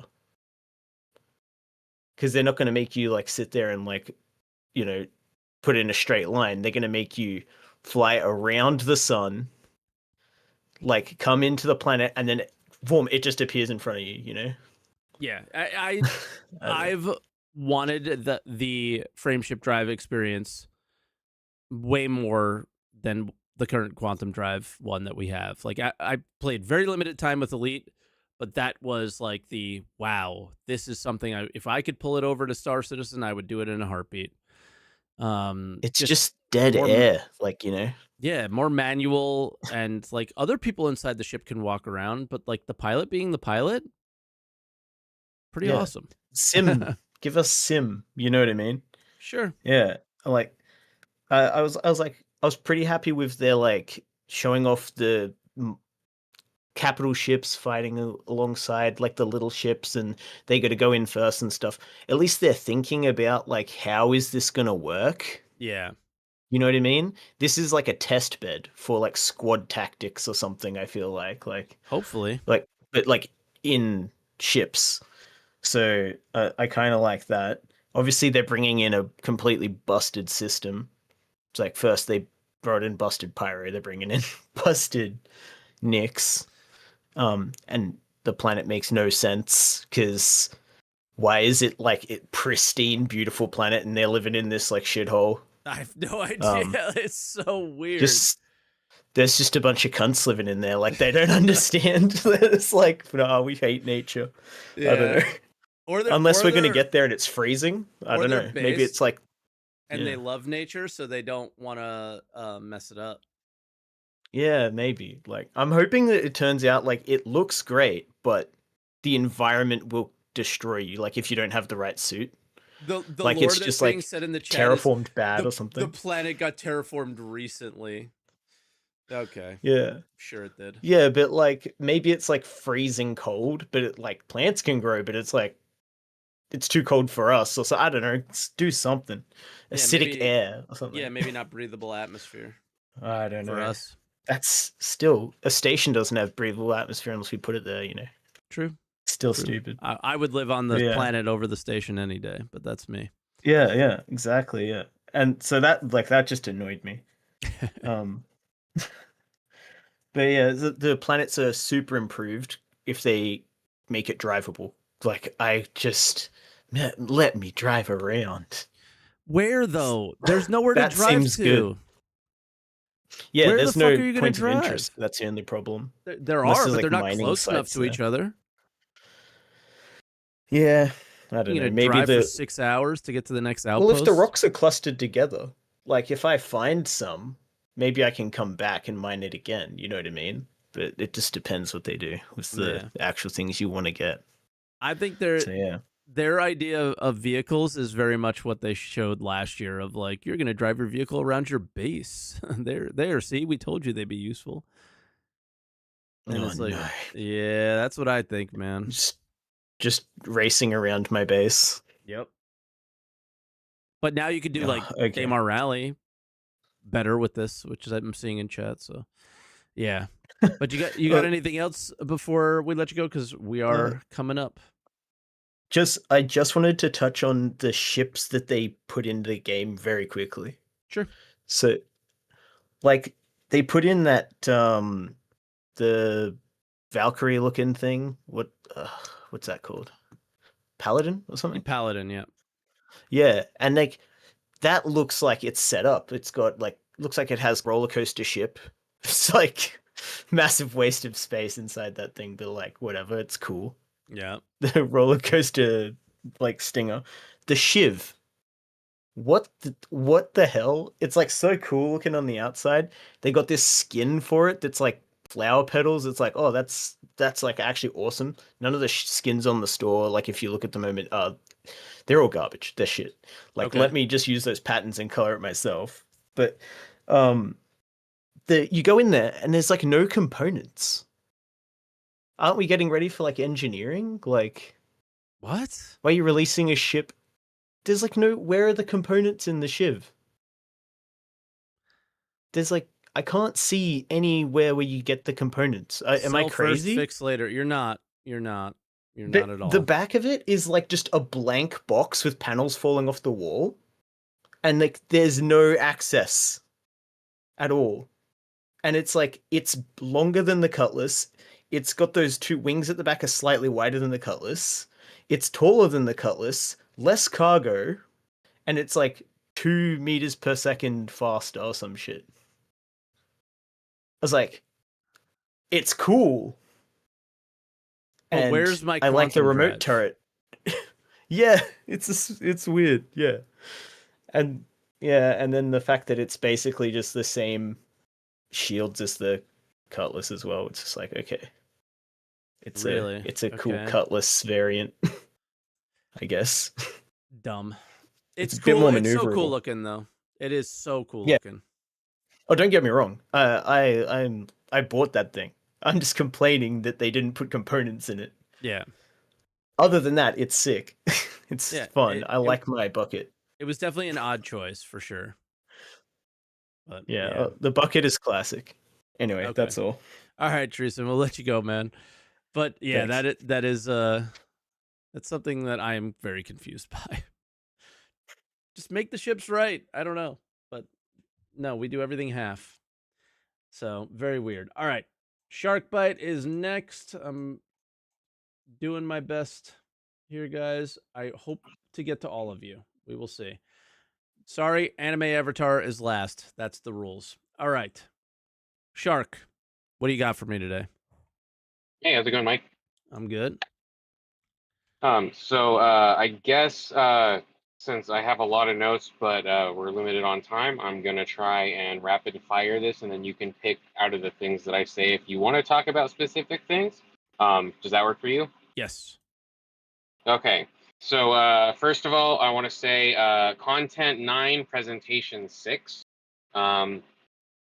Level Cap said last night that he wasn't sure if they'd be able to run instances on their own servers. They did say that they would run instances separately on the mesh, and that was one of the things that they'd be able to do to make them more performant.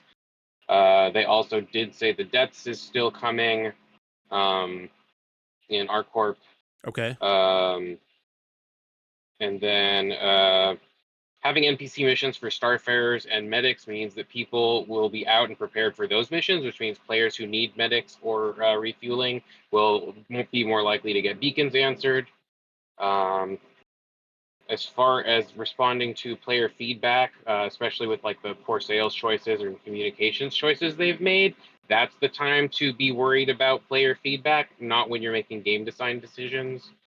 Yeah. Players are the most difficult NPCs, and the PvP players who are worried about it kind of need to see it that way. At the same time, instancing gives some leeway to those who want the kind of private server or PvP toggle without breaking the game for everyone. The announcement of Nyx being released incomplete is actually not even really incomplete, because when they were originally going to release it, it was going to be a lot less than what they're going to release it with now. So kind of the current release is pretty close to what Nyx was going to be all by itself. Yeah. I'm with you that one. We don't have to add Yeah. more to it. That is a very good point. Yep. The crafting system that they were talking about, they said it wasn't going to be the new crafting system, but it's going to use the current thing, probably close to what we have with the Vulture or the crafting terminals. But when the new one comes, we probably will have the inventory access you were talking about, at least for the non-portable ones, or the ones that are kind of locked down to the ground. Yeah. Okay. As far as the very, very soon, where they're working on stuff, and the stuff's coming hopefully soon, but we're also still getting like incomplete, non-functional stuff every patch. Yeah, I'm still salty about the 32 mil that Wicklow ate that I was trying to get in Ixty. Overall, the content they showed was amazing. I think more importantly, it was achievable. I don't mind the cringe stuff. I actually like that. But I'm weird. I do think that the way that they ordered it was very anticlimactic, and because of that, Agreed. because they did it in the order that they did, I'm not sure if it would have been more appropriate if they had maybe ended with something like, "Oh, and by the way, Nyx is coming next patch," or whatever. Yep. Because it would have been like presented in all a of more this long-term stuff. way. All of this stuff Yeah, next patch. exactly. But then they would be like, Yep. well, not all of this stuff. That's why I think they did it at the beginning, because it's like Nyx is coming in the next patch. Then they told you what you're getting in the next patch. Really and hard. Then they did the what you're not getting in the next patch with like the Yeah, planets. and that was like a letdown instead of a build-up. Yeah. So yeah, they kind of blocked themselves. Rooster blocked. Anyway, and then the stuff that they left out, though, the stuff that like a lot of us were looking forward to, more details on the crafting system, more of the like, what are we actually going to be playing over the next year? I think that may have also been an intentional choice to give Jared more content to actually put out more ISCs next year, because that's one of the things that like I've liked most of this year. People were I have pissed. I've missed a lot of the ISCs. That's one of the things that I look forward to every week. That kind of like sets my schedule. Is like, what are we going to be seeing? Hey, so yeah, how about, that's what I have. it is a complete fucking waste of money to have X amount of employees working on things that don't get worked on. Yeah. Like, there's no way that they didn't have a more chill year from the video standpoint than they did last year, let's say. They must have. I know he says Jared does a lot of other stuff, but what do the gameplay video guys do when there's no They may videos to be make, actually right? working on squadron promos.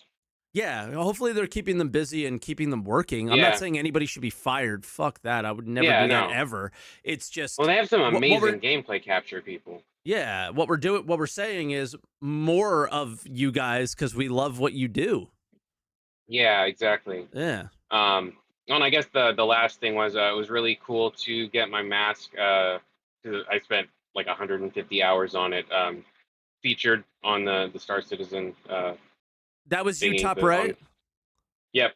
Hell yeah. Nice. Yeah, so that's the mask that I initially made for the Vanduul translation competition, Me and it find looked it. more janky then. And then I ended up spending like the last 4 days going back. I went inside and carved out the for anyone who wants to do silicone work. If you need any hard like skeletal structures, the lightweight it's the oven baked polymer clay Sculpey is amazing for giving you some hard features underneath. Um, and so that's what I used for that, and then Do you ended know up when it was like shown? it was near the end, I think 248. You know exactly when it was shown. I have an eidetic memory when it works. I also have a traumatic brain injury, so sometimes it doesn't. Got it. But yeah, so was really cool to have that. I tweeted at Jared. I'm like, hey, I'll trade you the mask. I'll send it over to the UK for a scythe.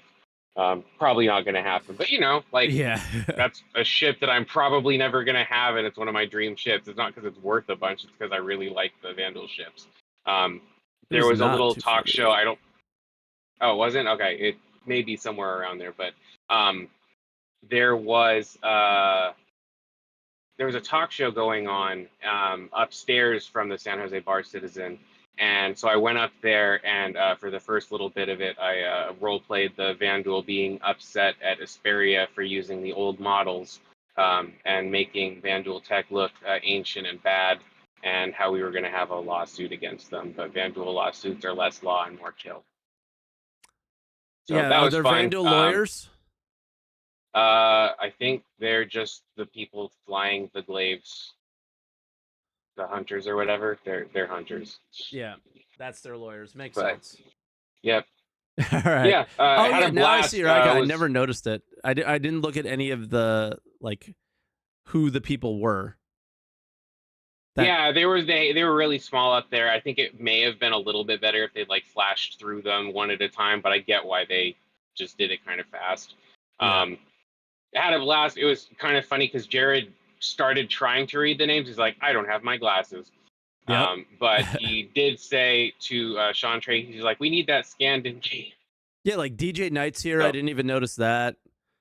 Mr. Yeah. Like there's so many people that Ruben Soros, like Chonky, or just recognizable names that you've seen in the community people so that I many see times. in game all the time. Exactly. Yeah. And yeah, I had a blast at the San Jose Citizencon. They did a really good job putting it together. It was trying to see. It was a Polonaut who put it together and did a fantastic job. Everyone who helped out did a fantastic job. It felt really well organized for the most part. I won a ship in trivia, so that was cool. Hell yeah. Yeah. Nice. Yeah, it's a meteor, so it's basically an immediate CCU up to the Immediately get rid of it. yeah, because I was going to try and upgrade my Guardian MX, but I like the MX, and now I get to keep the MX and upgrade the meteor to the Paladin. So sick. Well, that's a good place to stop, Sharks, because I got Yep. 20 minutes to get Oh, to no, for everybody sure. else. So we'll let you go, dude, and congrats. Take care. on, Had a blast. Yeah, man. Congrats on the recognition. Deserved. Thank you. Catch you later, dude. Bye. Bye. All right, next up, Cool G. Cool G. Hey, what's going on? How's it going? Good, good. I didn't know it was okay to have a wrong opinion until I heard the last guy go off, so. You're allowed to have a wrong opinion. I'm just joking. But no, really, though. Like, okay, so I'm going to come in here. Citizencon was 2 out of 10 for me. Okay. But I'm not mad. Though.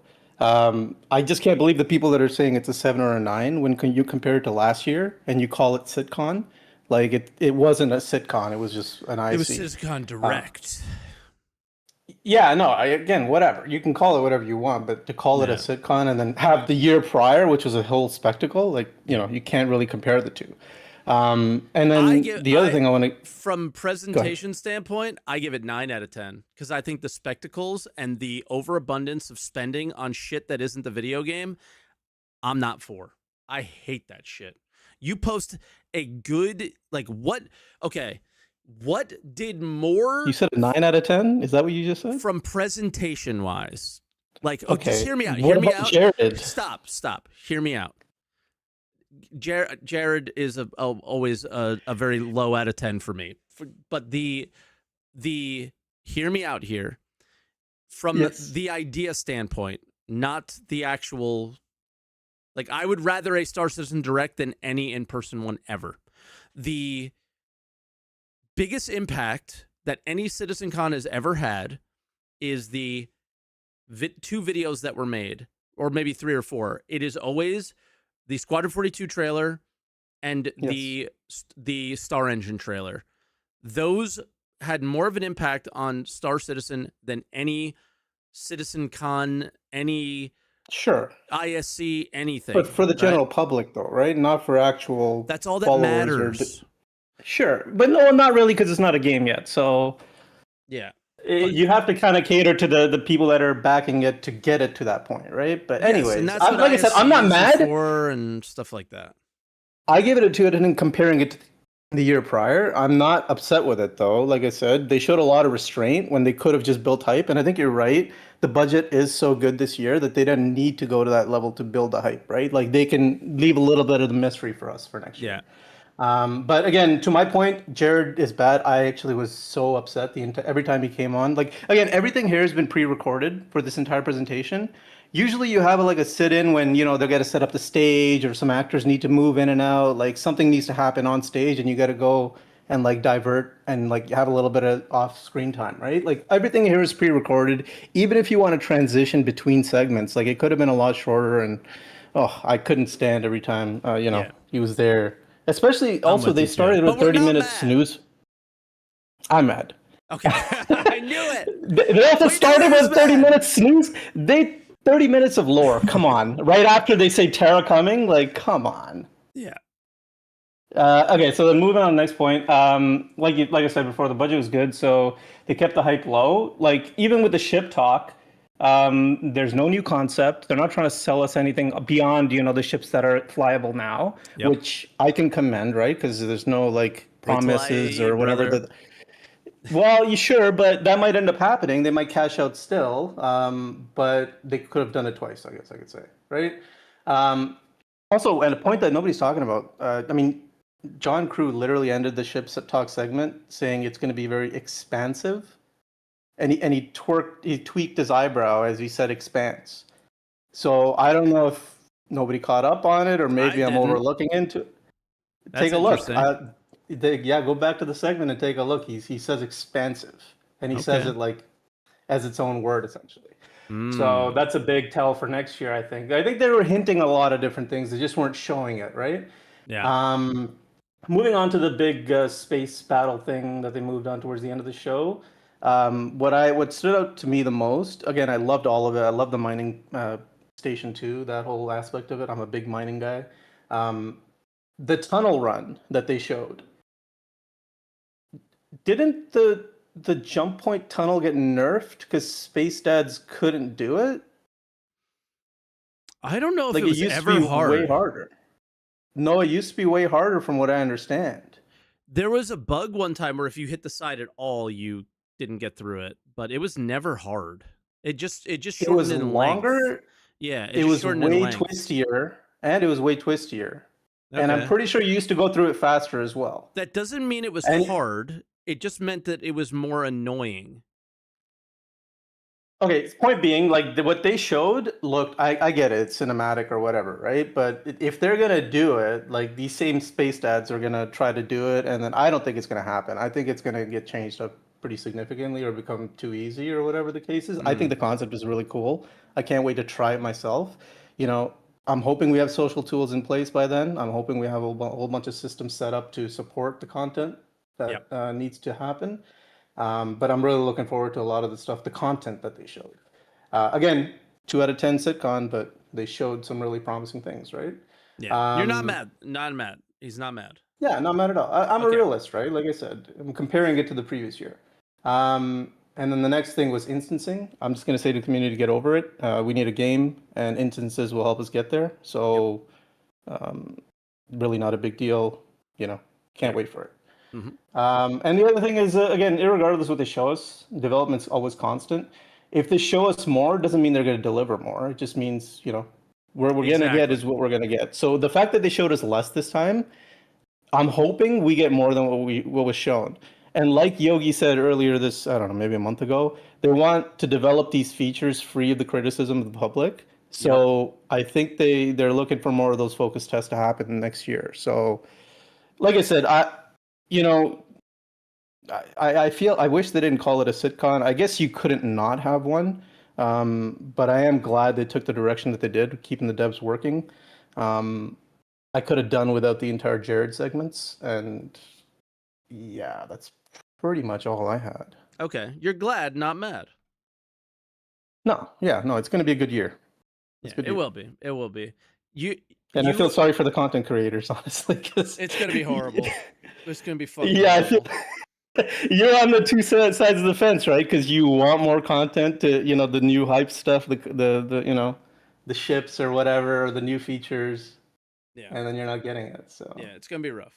It's definitely gonna be rough. But all right, cool, G. We'll let you go, Anyways, dude. You were take it easy. the most entertaining call today for sure. So I appreciate it. Bye. Don't be mad, man. Take it easy. Be good. All right, bye.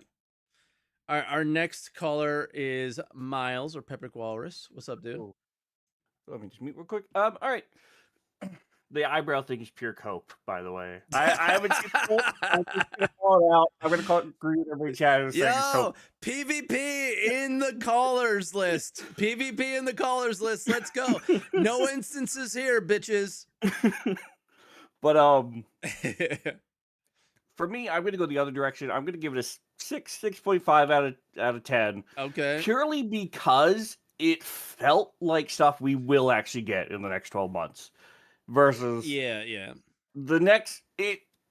stuff they showed is like, all right, I can believe everything here. I can believe we will actually get by next year. They didn't want me to say 12 months or so for the next 2 years. It felt like it felt like the next 12 months without the Orso this time. Guess what though? Something that we saw today will not make it.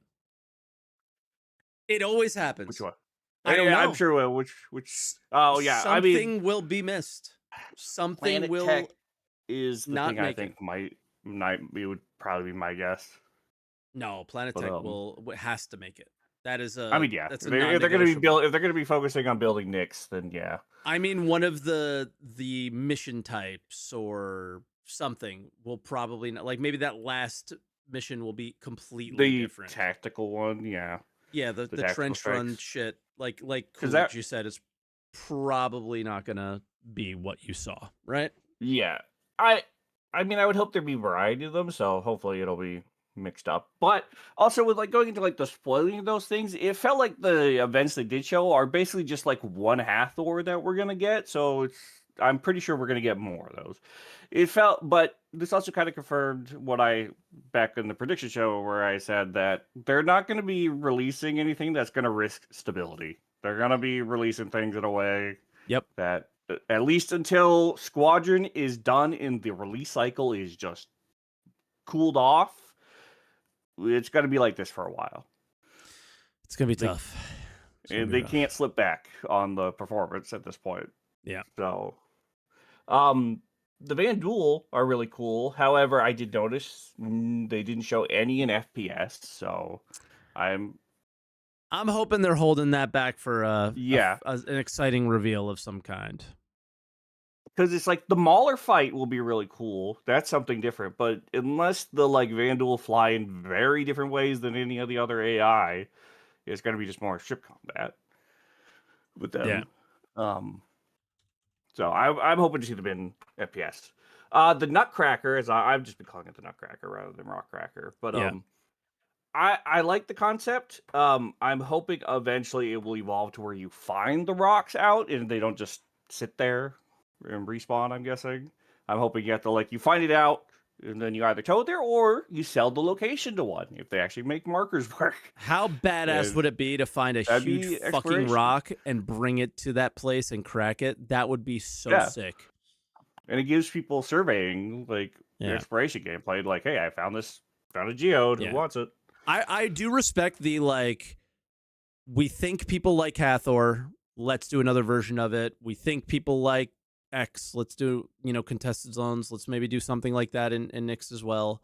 I think Yes. that's fine, but I hope they don't overdo it. Because that if you Yes. spread all that content out everywhere, it'll get boring, and then nobody will do it, I think. It's the thing with it getting boring is that for us, it's always going to be the content of the patch, but they're kind of designed in a way for the people who are going to be coming in at 1.0 and being like, in the Sea of Thieves way, you got all these things to discover to do. Yeah. But it's an like, MMO. It for has us- to live every day. You have to have something that you do. Like MMOs, there's always something. Like, I feel guilty not playing Eve yesterday because I had something I needed to keep up with, and I didn't keep up with it. That's unhealthy, but that's what makes MMOs fucking awesome. That's why people play them. Is they Yeah. get you addicted. Like They're cocaine. addicted. They're addicting, dude. I was going to say something about that. It just left my mind. The instancing with like the Nyx moving the sewers to Levski, I think that's okay because it's like the test bed. I imagine they're going to go back and still do like the depths and stuff for our. Yeah, Sharkbite said that they would. So yeah, I heard that. I didn't hear where that came from, but me too. I don't know if he heard it at the Bar Citizen or what, but Nyx being next month was also a big surprise because I was like, all right, early next year, but they are doing it in a way. They're doing it like how they built Stanton out from the sounds, where we're gonna get like the planets added in one at a time or something. So that makes kind sense. of ironic because And Nyx was part of Stanton and left, and now it's going through the same thing. what I don't like though is, I guess we can call it a transient jump point because it's a temporary jump point from Stanton to Nyx. Yep. I would have liked just to keep it to Pyro because especially with the new hauling missions, having to do that triple A jump log haul, yeah, through the risky space. Maybe add two. What they could have done is add 2 jump points to Pyro, and like Pyro to Nyx, so you have 2 points to go to. So it's like harder to camp if they wanted to make it a little safer, but. Maybe that's resource intensive or something. But the one thing cargo wise that they mentioned was like a timed one for the first time. So that was kind of like, okay. And maybe we will have to go to all 3 systems still, like pick up this from here to here to here and then take it here. Perhaps. But hopefully it'll be all right. I don't have much else, so I will leave it there. Okay. Congrats to Croncy as well. Yeah. The great Wizard of Crons. It's very heartwarming to know he named it Salty after Mike. He did not name his kid Salty. I don't know the name. But he said everybody's healthy and doing well. So, and he's now had time to watch, like he's watching Citizencon with us right now. So he's very focused on that, and we'll hear his opinion shortly. Yes. Hopefully next week. So I will leave it there. All right. Well, Pepik, be good, man. Catch you soon, and well. always enjoy your calls, dude. All right, next is Johnny Morgan. Long time no here, man. How are you? Hopefully things are good. Hopefully you're still there. I know it's been a long way. Can you hear me? I hear you. Ah, there we go. Fantastic. Things are really good. It's very fitting for you to show up on the solo because you were a very regular caller when I was doing this alone. It's I haven't been able to the last 2 years. Same reason why I haven't been playing Star Citizen really is my personal life got really, really busy, and funny enough, to segue right into this and keep this quickish, I wasn't able to play it really because of the quality of the game at the time. Like, too many bugs, right? I couldn't spend my very limited free time on bugs. Yep. Been about 2 years. I am regularly playing now. Like I went out and bought a set of pedals, etc. I'm starting to upgrade my rig. So things are going really well there. And I have to say, after a 2-year break, I am incredibly impressed by how far they've taken the underlying tech, right? Like, Okay. it's pretty dramatic, right? Like 600 player servers, and I'm used to 50 to 100, right? And like some different systems and like working. I'm doing a regular game loop, which is just drug trading, right? Going to the fallow field and then back to the things, meeting people a little bit while I do it, but I'm not seeing a lot of interactions. But yeah, More- yeah, I've been pretty impressed overall. That being said, Citizencon, yeah, it was a big long IFC and whatever. Jared was annoying at it. Nothing was special. Nyx was like, come on, you guys, we're doing Nyx because it's Squadron 42, right? Nyx is in Squadron, right? I don't know. I think it is. Anyway, I expect that those assets are already pretty much done, and we're just getting that recycling, right? So we're getting, or that flow down, whatever. Yeah. What I really liked recently, and I saw you covered it because I don't really watch your show and a couple other people and stuff like that. And That's kudos to every content creator who is out there that have been fucking grinding the last few years. Love you guys because you kept me in the loop. Sean Tracy talking about like improvement of tools, and I called Sean like 4 years ago when he was on that four-way chat, right? They sat around the table and it was him, Todd Pappy, Chris, and someone else. I can't remember who was there. But I was really impressed by Sean, and then I find out like he's the Mech Warrior League of Legends guy and all this other stuff. And so he was talking just off the cuff. It was a random comment, but that Elliot and his team are waiting for a new set of tools. And I really, really can't wait to see what they can do because they have like it is nice, but they're still making these missions under the original tool set that I had. Like there hasn't been any significant refactoring.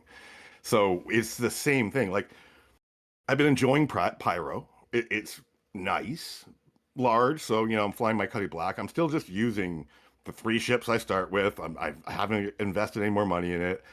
Testing the game. The things I want to do, like you still kind of can't. People's voice doesn't work. Like my mic works. I was talking to a guy last night and he can't talk back to me no matter what. Right. Yeah. And so it was a nice experience for him, but then we couldn't take it any farther. And then the social side's not there. Like I only have the choice of make him a friend or not knowing who he is again. Like I can't add him as a contact. I can't do anything. Like nothing is there. And I don't want to make this guy a friend because then he can join on me and blah, blah, blah. You have all those problems associated with the friends. I don't like, I want to keep my friend list bare right now. Like a contact list versus a friend list is what you mean, right? Oh, just basic socials. LinkedIn, for fuck's sake. You know what I mean? In space. Like I don't care, but this stuff isn't new ground. Yeah. Right. And we're talking a lot about that new ground stuff. So I hope we get the socials. I really hope it's robust. That needs to happen to be able to do the smoke in like Daisy in space, do Smoke's presentation, his type of content. Because that's what I've always wanted to do. I kind of like the instancing because if I'm doing that content and I grab a bunch of randos, then I can go do something with them that won't be interrupted while we're doing it. And then when we pop out, dudes can be waiting there. Like that would be one of the caveats. It has to be once they step back into the PU, you're fair game, Daisy in space again, right? Yeah. And the other one is PvP instances. I do hope we have meaningful PvP instances like going forward. If they're going to do instancing, well, damn, please give it to the PvP people too, and not just the PvE, and make them meaningful in the storylines or micro storylines or whatever, because they want to do more narrative. So let us hopefully that mission mission tools number 2, version 2 or whatever it is, will allow them to do that. The other thing I want to see, and I harped on this before to Elliot, and I'm not sure it's really his team, is more visual story. Like people should know that I'm doing this loop just by kind of them interacting in their own area of the verse, and when we intersect, they should be able to tell some way, like if they're paying attention and small little details. I go back to Ghost Hollow. Yeah, I know it's not there anymore, but I go back to if the comm array was down, you kind of sort of knew, right, that someone might be at Ghost Hollow, right? And that's a visual indicator, right? A visual narrative or a visual story or like a soft nudge to say, hey, maybe you should go check Ghost Hollow. Someone might not be there. They could be doing other things, but we do kind of know that you have to do this if you're going to do the mission, right? And so I would like to see a bit more of that. Like if I'm interacting on a regular frequency with and they could do this is, I guess, whatever. But I'm interacting and buying drugs from the terminal there. Well, that bartender in that bar there should know that I'm doing that. So if other people go, and this is a good money sink, and et cetera, and a little bit of data running or whatever, they should go and interact. And it's just a database, right? They know I've done the transaction at that terminal. They already have this data, and then just resurfacing it to another player who Imagine says, saying "Hey, it's just who's a been coming database in here?" Star Citizen, though. I given know, how I the- know, how I things have been. know. Well, to be fair, again, 2-year hiatus, server meshing's fucking cool. Like 600 player servers and kind of recovering. I've had very few like hard faults. I've had soft ones where like I've had to navigate to my bed to get off the server, and like it's an hour and a half of server crashing, being able to move a few steps, server Yeah. crashing. But it has worked. Like I was able to get to my bed, log off safely, and then go to the European server, and all my shit was there. So that aspect, like they've come a long way from 30K and ending up like losing your ship when you bed log. Because I used to always live out of my warlock. Like I like that immersive gameplay. I want to do Smoke and DayZ, right? Like whether I stream it or not, who cares? I might do that, but that's what I've always been looking for from this experience. And they're so close to it in a way, and then they so pull far back from it and stuff. But so far, because they pull back from it, it's just really weird, And maybe the reason DayZ content is so good sometimes, like to watch, is because there is a meaningful sense of progression that happens through all of those videos that you watch that does not exist in Star Citizen. That's a good point. There's not a zero That is a good point because everybody's point is different because you bought everything on the fucking website, and then not only did you buy spaceships, but now you're buying weapons, you're buying armor, you're buying gadgets, you're buying everything, and it makes it really complicated to do that because of that reason. You're not coming across a fresh spawn at the fresh spawn area. You're not coming across a geared guy at the geared guide area, unfortunately. No, you're meeting other whales who have everything already, or not immersive, but or, it's the other side of it too. Yeah, but the sense of like they're like, this is our progression. Like when they talked about crafting, and it was like, okay, dude, but like the guy who has the giant crafting ship, what's his progression versus the guy who's got this little thing that he carries And around? it's not with really him, you know? crafting; it's customization. Like, so it's not really crafting. Most of it was, from what I took away from it, was the original how you thing is customize your stuff the way you want, right? Like, Yep. so if I want the super stealthy ship and I put all these mods in it and I learn the blueprints for it and take all that time, I can have the ultimate super stealthy ship type thing. And that's just tweaking, customization. it's not crafting. No, it's not crafting. Crafting is meaningful additions to the economy, right? You either are producing resources, then you're taking those resources and refining them, and then you're adding supply to meet a demand. We're probably, and that's economics there. And I don't think they've stepped away from their Tony Z economics. We haven't heard anything, so I don't really know, right? But they talked back then about virtualizing, so the simulation of the economics and adding some depth. But like, there's been all this change in AI since Tony started, and I'm wondering, like, are they just kind of like waiting? I don't know, know. like for a solution for the market. Well, he doesn't I work don't there know anymore, at so all. it doesn't even matter. Yeah, so obviously they're not doing that, right? Like, so I didn't know that actually. I was wondering about it, but He like retired. He's got some new title on the websites, like, but it's very much retired. Something emeritus, like it was like he's fading out into the distance. I have no idea.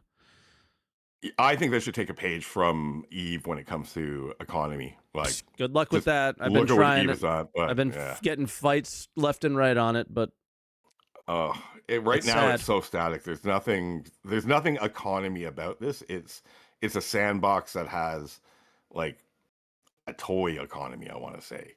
Right? You don't really interact with it. Whether I trade drugs or not doesn't matter. Yeah, Right? it doesn't mean anything. I just do it for those drugs don't turn into any means. meaningful thing that people use and consume, and then therefore need more, which is why you need to go get more. Like none of that stuff exists. There's a market demand happening, and they need them. And so, like, even if it's just your stim, like your stupid red pen, right, was tied to supply. Fuck then market you would have demand a even. economy. Screw market demand even. What about just general, like, I ran out? Yeah. Like, if I run out, what do I do? I well, just go to the NPC shop and buy more. Like, that's the current experience we have, and that's the direction that, as far as we could tell, are kind of still going. And it's just like, and there's no need to I'm good. do crafting if you can just go there and there's no economic need. Like, so in the instance where the economic, like, just for use the red pen example, right? That it's really bad because of the blockade. It's super expensive. That's my son right now. I still take care of my weekends. There's really bad, whatever, and it's super expensive to buy. You could craft if you have the mats, right? So you can make it super cheap and take advantage of the economic activity, or bring in raw supplies so it becomes cheap again. So the crafting's not worth it anymore. You can just buy it from the vendor. But if they're not connected, why do you, like? It's just I can craft for convenience. Yeah. Well, okay, that's nice, but it's like nice. It has no but it's never going to be living. And and I also strongly stress, before I'm going to wrap this up, my final thoughts, they really have to work on socials, because nothing is going to make this living except for the players. Exactly. Like, no AI, nothing. If they keep on silencing us, get rid of global chat, bring in all the fucking proper socials, right? And make sure VoIP works, and let people test their mic. There's no visual feedback even after all this time. My original video from 5 years ago is still relevant today because nothing's changed. Yeah. Welcome the to socials Star is Citizen. where they fall down so bad. The only thing that gives me hope is things like instancing, where I cried, not actually cried, but I was like really annoyed by the experience and was like, well, instancing would help this. And the developers who made Siege of Orison argued against instancing, and now it's here. So it's like, no matter if you just speak your experience and it makes sense, they will get to the idea and get to it correctly eventually. Yeah. Right? And it may take 5 years, but they'll get there eventually. And they did in this case, and maybe they will with economy too. And it's like, why haven't you quit yet, Mike? That's why. Because there's call that still iterative a development. chance. There's still a chance that they might wake up and open their damn eyes and realize that the choices they're making may not be great. I want to be a little more fair to them because they have some really good people there. They have great people. I love them. They have a lot of tech debt. But there's some like people Benoit that don't and open their Sean eyes. Working together. I agree with that too. CR. Actually, there is an element there. Chris needs to take a large step back and just be a figurehead and raise cash for the money, the company, because that's what CEOs are supposed to do.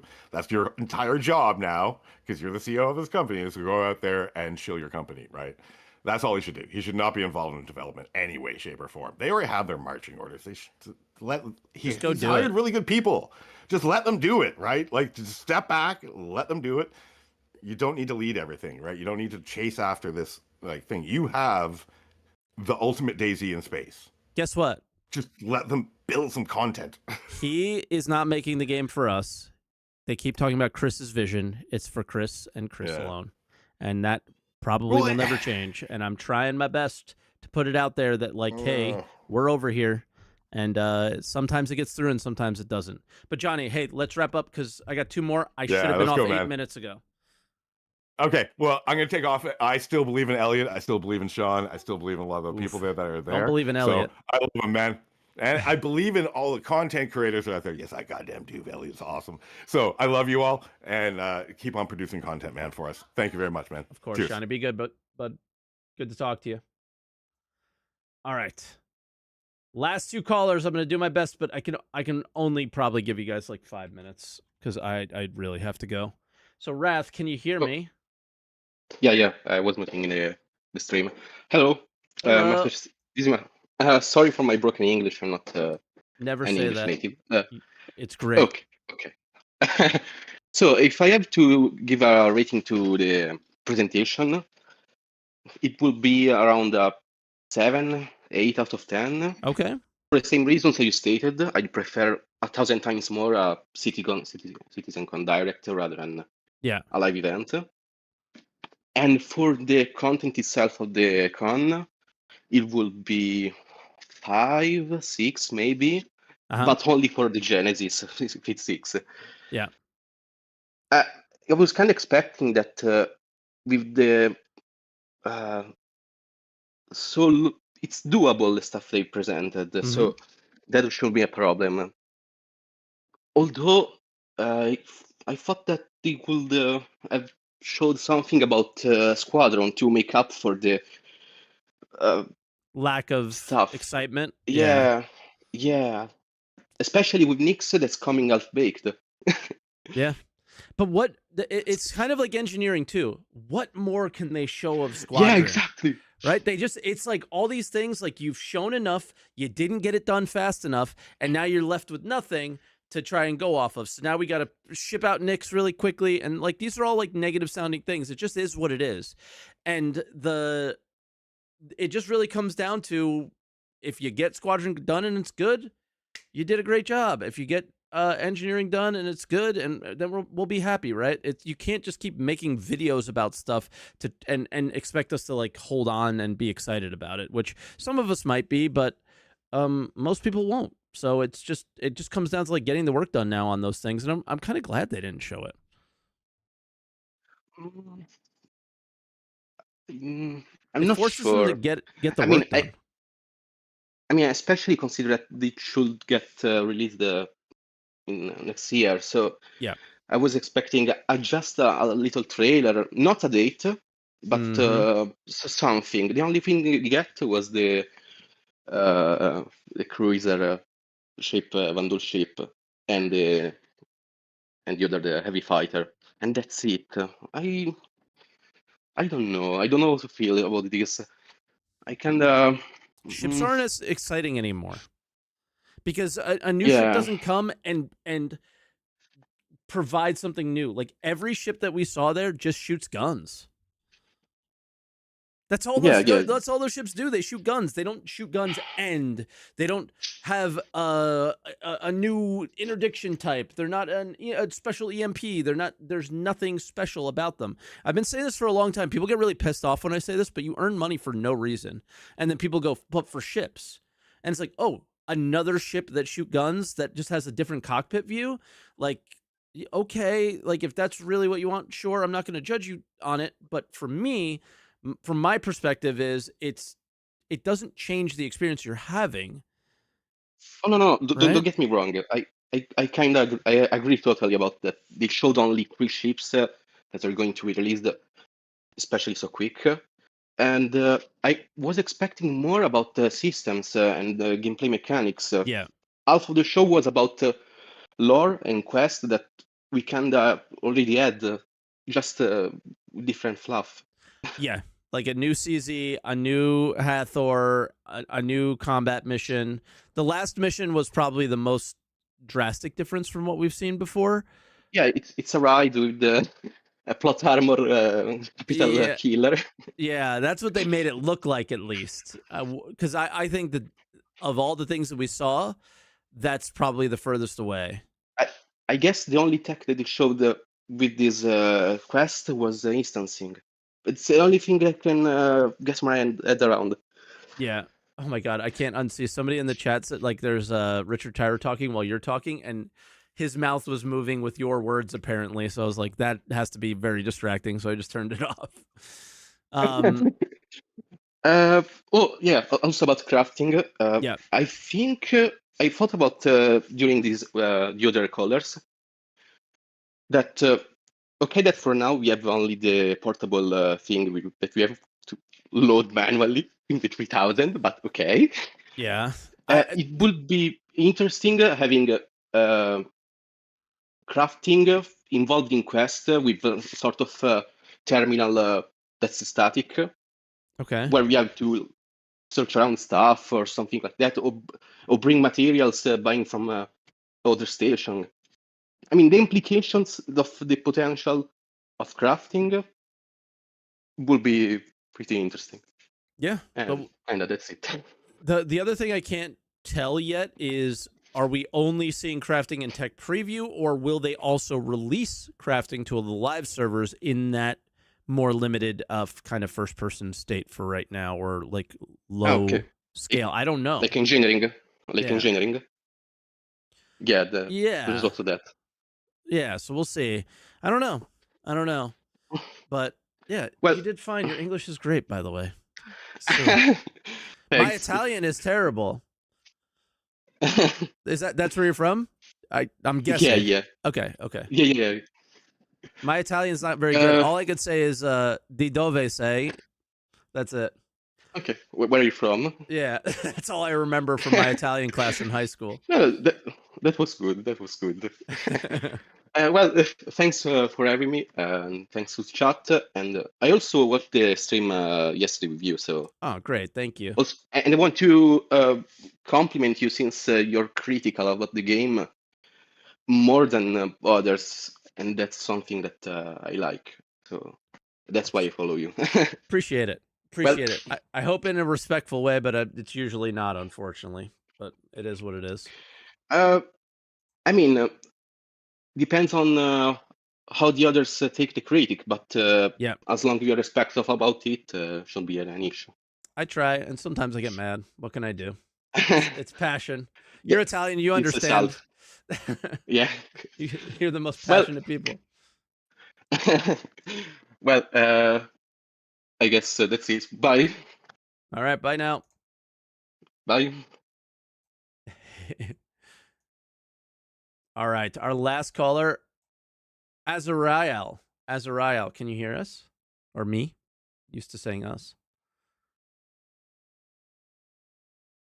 Last caller. Hello, there sorry. we go. We got you. Hello. Hi, Mike. How's it going? Going fine, yeah. Very good. Glad to be here. Glad to have you. So you're ending the show today. What do you want to talk about? No pressure. Well, many things have been spoke about and in various lights. So I don't know. I just gonna give my little and quick opinion on Bring it. What I saw. It was good. A good Citizencon, even though it's should not be called a Citizencon. I mean, it's just a big ISC, like everyone said. Yeah, but it was nice to me. Not too much hype-inducing, which was fine. That it was tame and more realistic of what we would like truly see in a few months and in the year to come. So it was nice. I really like the Planet Tech. It's absolutely gorgeous. Not that it wasn't before, but it's gonna be even more. I know they outdo themselves. And yeah, it's. I'm never gonna complain about the Planet Tech guys, and yeah, it's just. And it's really cool that now we can drive, even though there is no real meaning to drive around. But I do like to do it, to go on a small RP hunting trips on Microtechs. Hopefully, when there's going to be more use for crafting, it's going to be useful to do some gathering and hunting on places to have some specific materials and try to have the best quality of them. But for now, yeah, it's unfortunate it's not there. And the rock placement, I love that, because right now just going like at some elevated speed, not too close to the ground, and just pressing tab and tab again to find rocks, it's really not fun. But having to go to specific places and POIs geology POIs to... Yeah, you're looking at it differently than I was thinking. Like, you're not just going to fly around the desert part of Daymar that's all just sand, expecting a rock to be sticking out of the ground. You're going to go to the cliff area. Holy shit. Okay. Yeah. And then you will have the use for the rock, because, okay, the mountain is big, but you're not gonna just hover every time, especially when they finally introduce control surfaces. You're not gonna have the power to hover every time. So you're gonna finally have like a small localized area to use your goddamn rock, or on higher cliffs, the goddamn ATLS. Yes. Yeah. I can use that to mine the rocks that are localized in this area. And there are going to be 1 or 2 minerals type, and then you're going to have to move elsewhere. It's good. It's peak. I like that. Yeah, and apparently that's what they said in the show too. I'd never registered for me until you said it now. Nice. I think they also mentioned it in the last Citizencon on their tech. They said that like biomes will determine what you find, but it was kind of vague, right? So that makes it more clear. Yeah. Sure. Nice. Yeah, it's much more clear now. Yeah, and the visual of the rocks have changed now. There's like tints and vein in it, so looks good. Nothing to complain about. Yeah, we had that for a moment. You know, Quantanium had its own look. It had okay. Yeah, it used to many years ago, but that's it. Well, if we spoke about what we used to have many years ago and don't It's now, still in. the list is long. It's still in, but it's kind of used randomly, that old rock. Okay. So yeah, what we saw with the red, I was like, oh, okay. Is that Karenite? Yeah. But a big Karenite rock, maybe? Yeah, look good. About the show, very good, but I really did not really care about the lore dump at the beginning. Yeah. But I guess it's fine. And the bit about the rehearsed 1.0 plan, I was like, we know this. It's, I mean, I know some people are angry and want to be reminded, but I don't. And you don't have to excuse yourself for the use of instance. It's great. It's finally a good solution to resolve overcrowding in areas of like main location zone or like cargo POI stuff. Because finally I'm going to access the bar, speak to NPC, a return of the mission givers. Good. And I'm not going to be waiting when like a new patch drops or there's like an event or some special things happening at one place. I'm not going to wait for the tram because there's 50 people trying to get in. I think it's great. Yeah, please. Yeah, absolutely. I don't know. There's so many good solutions, and the only bad solution is I can't like troll people like for the most part.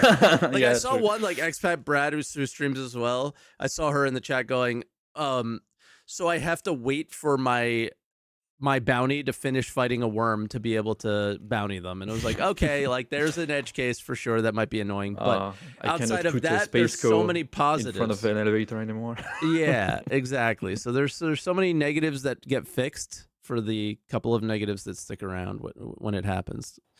I don't know. It's a bit of balancing. I don't know. Yeah. That's how I look at it. It's balancing the experience in the world, and I do wonder it was out of balance. How they're gonna separate the concept of open versus closed instance. Same. That's why it matters how they do the it. player cap. Yeah, how they do it is how they matter. Yeah, instancing's good idea. How they do it. Yeah, the execution is really important. That's the important thing, and they have a history on their execution, right? So it's yeah. When we say it's good, we speak from the idea. Yeah, the ID standpoint, it's really good. Like, what's gonna be the cap? They mentioned, it was not very clear, or maybe I need to rewatch, that the missions that are gonna be instanced gonna like vary in difficulty depending on the size. So like big org gonna have a much tougher time because there are like numerous people going at it. No. And like small group will be able to do it more easily. That's not how I understood it. How I understood it is we want to make an experience that is tailored to 5 people, but also a different experience that's tailored to 20 people, like Siege of Orison. So now we can make content that like they can inform you that you should bring this many people. Okay. Kind so of like thing. for example, the like big a 40-man massive raid in WoW. Train ground's gonna be the big event on the station, and the geode farming gonna be like 20 people, and That's how I understood it. Okay. But it could also be how you understood it. It's also nice. That it could that be the both, challenge actually. It could be both. That the challenge would go up the more people that you have. Lots of games do that. Right? So it's possible. I mean, it's also like for the big mission, you could not use capital ship because if you don't disable the big laser, they're of no use. So you could have a small group and do like, okay, it's gonna be a fast-paced run. We get in as fast as we can. We get back the NPCs and we exfil them, and that's it. We don't wait for the Vandal to show up. Not our job here to test our strategization possibilities with big ship. No, but yeah. Yeah, I thought the end sounded cool. Besides the weird Star Wars stuff, when we talk about the laser preventing the big ship, like all that made a lot of sense. are we gonna get sued? Like, that's what I was thinking. I was yeah, like, this is like- really getting close here, guys. they're gonna have a mail mentioned by the Disney lawyers being like, "You're cutting it close. You're on thin ice." Be careful. But yeah. Crafting. It's good that we have a little stuff to bring alongside us for basic needs, such as ammunition, maybe like crafting a weapon because mine is just too rusted and I cannot repair it right now. Maybe some food crafting. Okay, but it's very, very basic survival, which is what you spoke about on survival games. It's like the first step, so I'm kind of okay with it, but I would like to know how they will do it in game with, like, does it take the resource I have on my ship then, or do I need to put the box each time? Yeah, I don't know. Yeah. But I very much look forward to finding out. I want to see. Yeah, I mean, we are here to test and give a feedback. Yep, it's it was not such a too late short to... section Yeah. of the show that I feel like we'll spend a lot more time on it in game than they did. It's good that they showed some work on the inventory system, but for fuck's sake, please make it more clearer because I can't see a thing. It was rough. I know it's early work, but it's Yeah. rough. Like, oh my god, I can't It was see. rough. It's same as the star map for me. Like I remember the concept images that we had that was so clear and so detailed with the sun. I'm never gonna be able to find it again. It was so clear, the colors were vibrant, it was meaningful, and now it's like I better be not in front of a white background or it's going to be a bit washed out. It's not as bad as it was before, granted, but like you said, it doesn't mean it's good. It's better, but it's not. You gotta assume that of all the teams outside of like just general engineering type people, the ones that are most bogged down and preventing work in Star Citizen because they're on Squadron is UI. That would be my guess, is like they're putting those final touches on the UI UX experience of players in that game because that is so important to them, and because that has to be important in a single player game as well, right? Like extraordinarily. And I bet you they're spending all their time on that and not on Star Citizen for that reason, and that's okay. But it doesn't mean that we can't be frustrated by the horrible experiences we currently experience in the PU, right? But even though it can make sense, but still be frustrating. And that's what it is for me. Sad they didn't mention anything about engineering and quantum, but like you said, what can they show more? Just a rehearsed version, and we'll still be like, okay, cool, but when? Yeah, exactly. When? Because we need that for travel and for clarity, and Yep, makes sense. What is blocking engineering? I've heard it's Vulkan rendering. Yeah, that's same as Planet Tech. I don't know if that's necessarily blocking it. I'm sure there's lots of work still that they're doing, but they said in the order of operations it was the Vulkan thing comes and then the engineering. So I think it's because the reason it's not because like somebody's saying for fire, maybe. I don't even know if fire will be in the first engineering. I think it's why? It's not really maybe it is, maybe it isn't. It doesn't matter. I think the reason why it's because engineering was developed in the branch that has Vulkan turned on.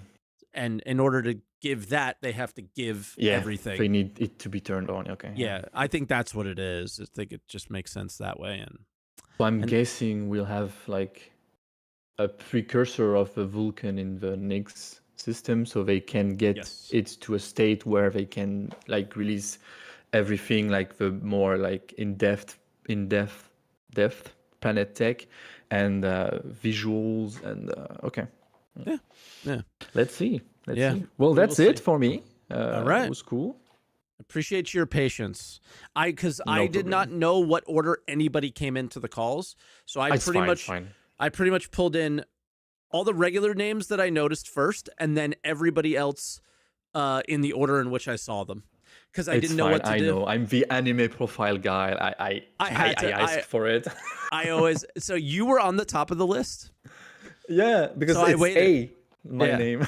No, but it's not always. For me, it's not alphabetical. It's a weird ordering that they do. I don't understand, so that's why I just grab it and pull it. So I pull from the bottom. I think I was and go like in. amongst the last, to be honest. Okay, good. Not- So I don't feel too bad but then. it's fine. It's I didn't know if you were first, last, whatever. I just went in the order I saw people, but I appreciate your probably patience nonetheless. So the thank you 3 so much. to 4 last people to join the green room, so it's fine. Perfect. It's All very right, good. Azrael. Thank you so much. I love your content, especially thank you. the Monday week in That's what I review. have to Very start on nice. now. I go straight Well, from then, there to make good this. luck with that. Because there's a bit of content to cover. So Quite a yeah. bit. And Quite a bit. See you anytime. Bye. All right. I hope we hear from you soon. Talk to you soon. Bye now. All right, guys. That was the show. Longer one, but I think that was expected. Imagine how much longer it would have been with Croncy here. It would have been forever. We would have gotten to like 3 or 4 calls. So I'm glad we did it that way. I hope you guys enjoyed it.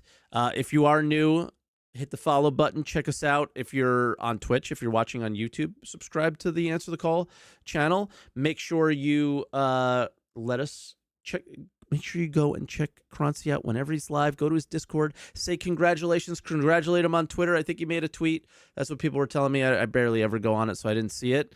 And show him some love. He had his first child, in case you're catching this at the end on the live stream. We said it at the beginning.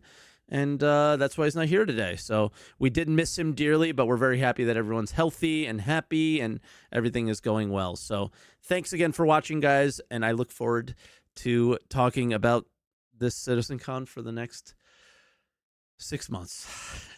And we'll see you guys next time. Bye, everyone. Oh, and don't forget, I can't do it without him. Don't forget to answer the call.